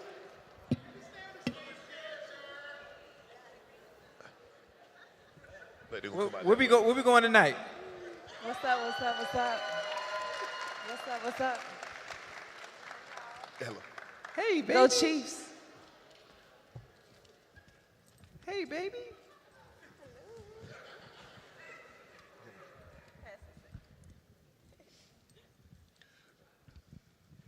Go ahead, Ocho. You Now you take- got it. no, You got it. no, I'm gonna let you no. pop it off. Speechless. All right. I'm gonna just ask anyway. I want to know, and I don't know, how did Humble Baddies come about? How did it start? Well, we used to have a podcast called I Am Woman, and a lot of people were asking, when y'all gonna get back together? So I was talking to Ashley and Alexis, and I was like, y'all, we should do a podcast. And they was like, okay. And one day I just woke up. We were coming from LA, and we were in the airport, and I was like, let's think of some names, Ashley. So we were thinking of names, and I was like, what do you think about Humble Baddies? She was like, I like it. Lex didn't like it. We hit up Lex. Lex was like, I don't like that name. I was like, it's gonna grow on you. We got Humble Baddies. And we just started. We went to a podcast room, started filming stuff, and here we are today. Is there anything that you ladies won't talk about? Or is everything a green light, every topic? We talk about everything. Okay, I'm just asking. We talk about everything. Let me ask you guys, is this your honest portrayals? What we see on Wags to Riches on Netflix, is this the honest portrayal of you three? I think it's part of us. Okay. It's definitely. Girl, tell the truth. No, I'm saying, because we got to be real. Like, what you saw, I stand on business. What I said is what I said, okay? Right. But it's not the whole story. And that's why we have our platform, Humble Baddies, so that you guys can really get to know who we really are, our real thoughts. We can have real conversations. We can engage with y'all. And you really see, like, where we come from. You get the background. You can't get the whole story in the 2-minute scenes. We film for hours, so you're not seeing, like, the full story. But that's why you got to tap in and get the backstory on Humble Baddies. So what we see on Humble Baddies, this is who you guys really are. Correct. Yeah. With Wax to Riches, reality TV have became scripted reality. Right. So when you have people who, new castmates, they have a story, right? And I know we got a lot of feedback, negative feedback saying, oh, why you expose this person? Their story needed to be told. So of course, when you're dealing with producers and everything, it's scripted reality. It's unfortunate, but. So you really don't want 25% of my nightcap? I really what? Don't want 25% of my nightcap revenue? So our scene was playing. Chad and I we be capping a lot, y'all. So how much did my lawyer say she? $500,000 a year. It was a battle of the lawyers with that scene. I think it's layers to everybody, and we are public figures, and we show up as ourselves. But at the same time, we have depth. We have families, we have businesses, and we hope for a season 2 so you can see that. We are talented women, and we have a voice. So we are just here to sprinkle a little bit of our essence on that. So. And our main thing with WAGs, we want to show that, you know, most people think, we want to change the narrative of what a WAG is. A lot of people don't know that the women and girlfriends of athletes really have businesses. And a lot of people think that they ride their husband or their boyfriend coattail, and that's not true. Like, it's not highlighted a lot that these women have businesses, and that's what we wanted to show. Absolutely. What is some advice you give to women that's trying to start a business? I feel like you have to go for what you're passionate for, because if your heart isn't in it, then you're already, you know, losing. So just make sure that whatever it is, you know, you got to stick your mind to it and be passionate about it. Give it your all. You know, get up and do it. Don't just, you know, say you're going to do something. Get up and do something. Every effort means something. I say surround yourself with people who are doing better than you. I say also surround yourself with people who you can learn from. I feel that if you are in a room with someone who is on a trajectory, you can tap in with them. So whether it's mentorship, whether it's asking questions, I love to be in a room with someone that is doing beyond. Because I'm like, you know what, I'm in this room with them, so you know what, I can be there too. And I listen to them, and I take heed to what they're saying, and I bring it to fruition, and it happens. So I think it's really about who you set yourself with, who you ask questions to, and who your mentors are. What are your goals and aspirations for Humble Baddies 2025? We all set goals before we go out and try to achieve something. So what are your goals for Humble Baddies throughout the entirety of this year? Well, we signed under the best. So we want to go on tour. Our goal is. Oh, y'all want to go on tour? Go on tour. We signed under the best podcast. Yes, we did. Media company, but we plan to be up there with Nightcap. Okay. And we need all y'all to subscribe to Humble Baddies. Yes. Thank you so much. We're giving away $2,500 to a small business owner in the month of February. So if you are a small business and you're looking to take it to the next level, or you want to start your business, we have guidelines. Follow Humble Baddies, subscribe, and you may be a winner. I like it. Give it up, ladies and gentlemen. Humble Baddies. Thank you. Thank you for having us. We're on the East Coast time. Appreciate you. Hush. Thank you all.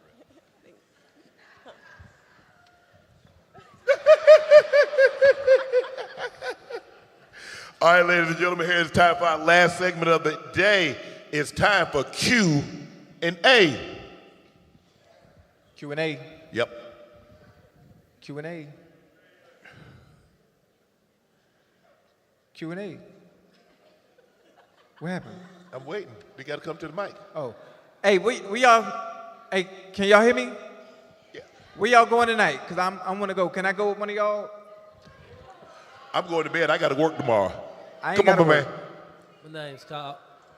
My name's Kyle Williams. Oh, I got 2 questions. Yes.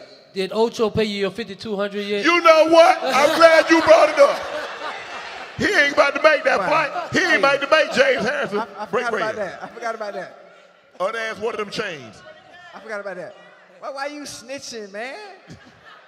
I'm glad you brought that up. Yeah, I forgot about that. Let me get one of them bracelets till you pay Hey, me. that chain look mighty nice, man. Yeah, but I ain't 85, so give me one of them bracelets. 5 on it. No, it don't say I'm gonna pay you. I'm gonna pay you though. I'm gonna pay you. Hey, thank you for reminding me because I forgot. Honestly, I'm lying. I forgot about the money. Oh, my second question. If your grandmother and grandfather was alive right now, what you think they would tell you and Sterling right now? Oh, my goodness. Ooh. My grandfather probably would say, Mary, I told you those boys was going to be something. And my grandmother would probably just be shaking her head. Congratulations to y'all, man. Thank you, bro. Appreciate you.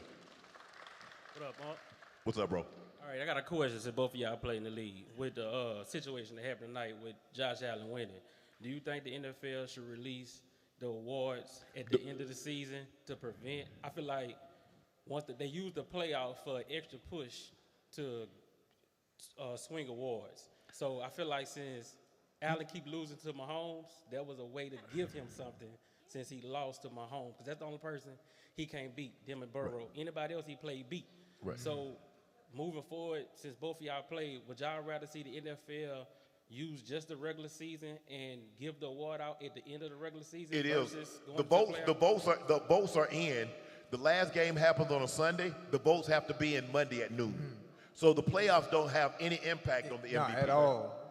Yeah, they played games with that one. It's only the regular season.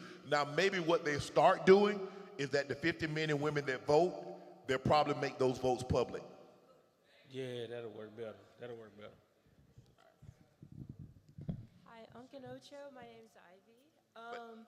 I am a Louisiana native. I wanted to ask for 90 seconds on how to turn around the New Orleans Saints organization. Oh wait, hey, whoa! I got it. 90 seconds? You don't even need 90 seconds for that. You don't need 90 seconds for that. You need a quarterback. And look at the Commandos. The Commanders got a quarterback, the right quarterback, and turn their franchise around in less than a year. If the Saints can get a quarterback, man, y'all gonna be straight. Now, Arch, y'all a couple years away from Arch, but I think you get a quarterback, you got to settle on the coach. It seems like Kellen Moore is going to be your coach. It seems like he's the only one that really wanted this job because you're so much over the cap. You're going to have to release some quality players. You're going to have to do a really good job of drafting, but it all starts with the quarterback. Without that guy, it's hard to win in the National Football League. What about Spencer Rattler? Okay, thank you. Go ahead, ma'am. I just want to say hi, Shannon and Ocho. Thank you. I'm from Macon, Georgia, and I go to LSU. Okay. And I also work for the football team as well. Yeah, AW 478. I just want to say thank you guys for being such an inspiration. I didn't have a question, but I just wanted to tell y'all thank y'all.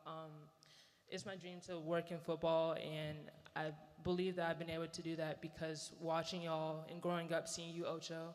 I know I'm too young to see you in your prime, but I did watch your highlights, so I guess that could count. I just want to tell you guys thank you and just how much y'all mean to everyone and to me, as far as just like seeing just two guys just from Florida, from Georgia, just go out and do great things.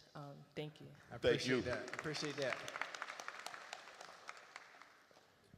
Hey, Shannon. Yes. Thank you for killing my Chiefs over the years. I appreciate that. I had a question for each of you.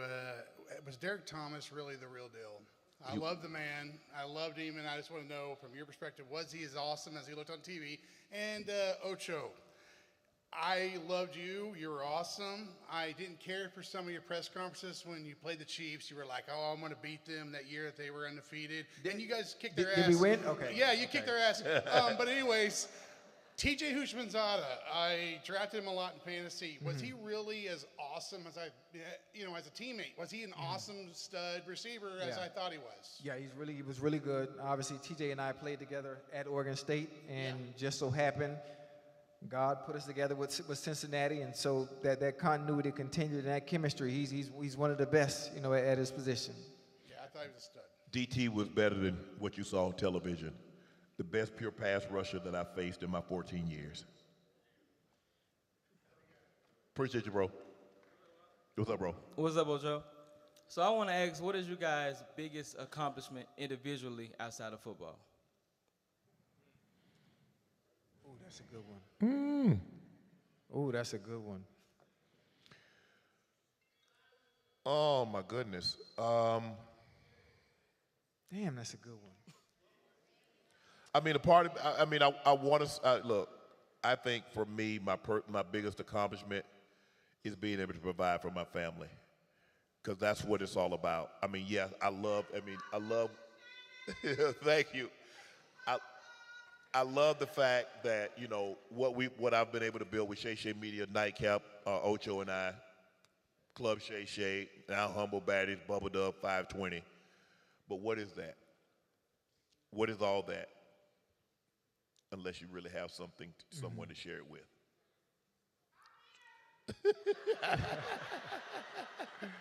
So to be able to, I think that's my biggest accomplishment.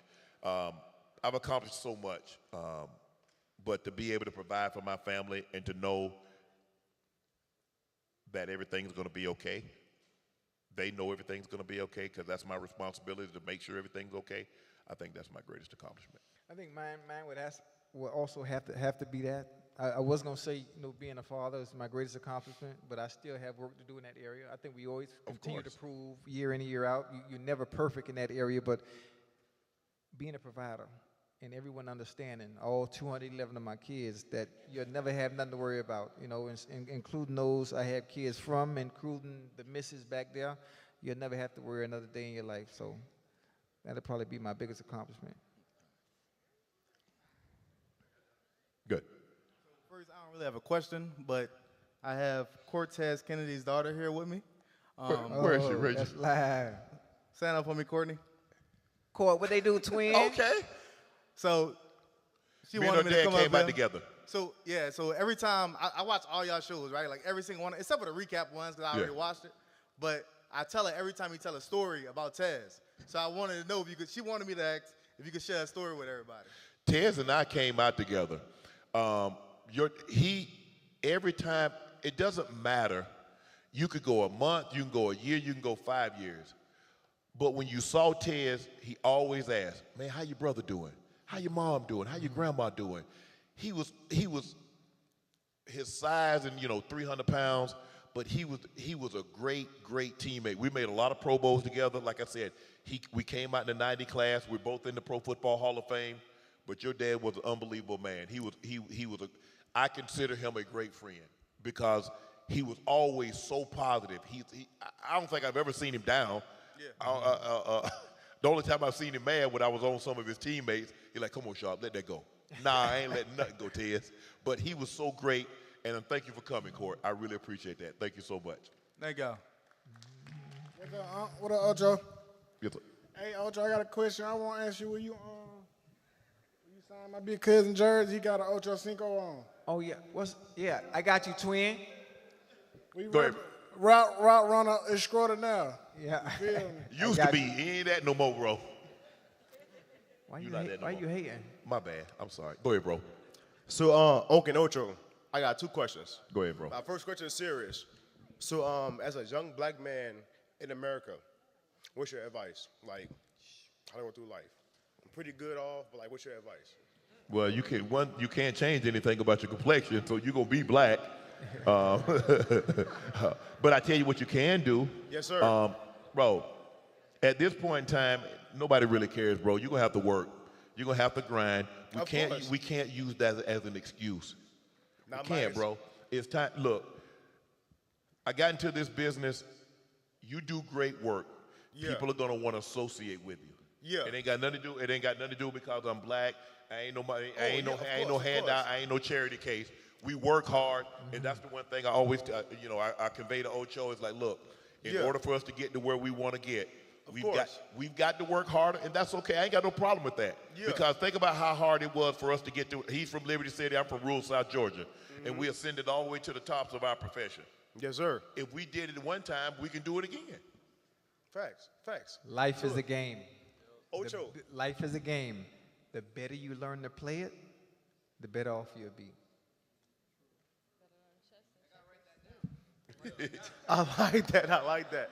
But Ocho, look. Read this for me, Ocho. I can't read it. It's too far. Man, take my phone, bro. Man, nigga, you making me get up and shit, man.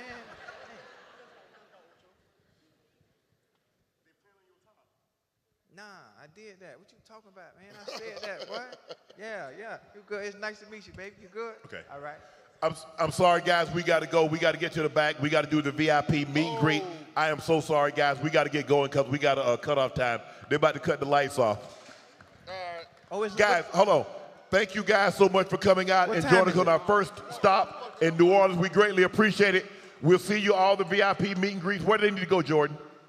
What time? The VIP meet and greet. No, I'm saying, where are they going? Do they know where they need to go? Upstairs. Hey. Okay. We'll see you guys at the VIP meet and greet. 12. Ocho. Oh, shit.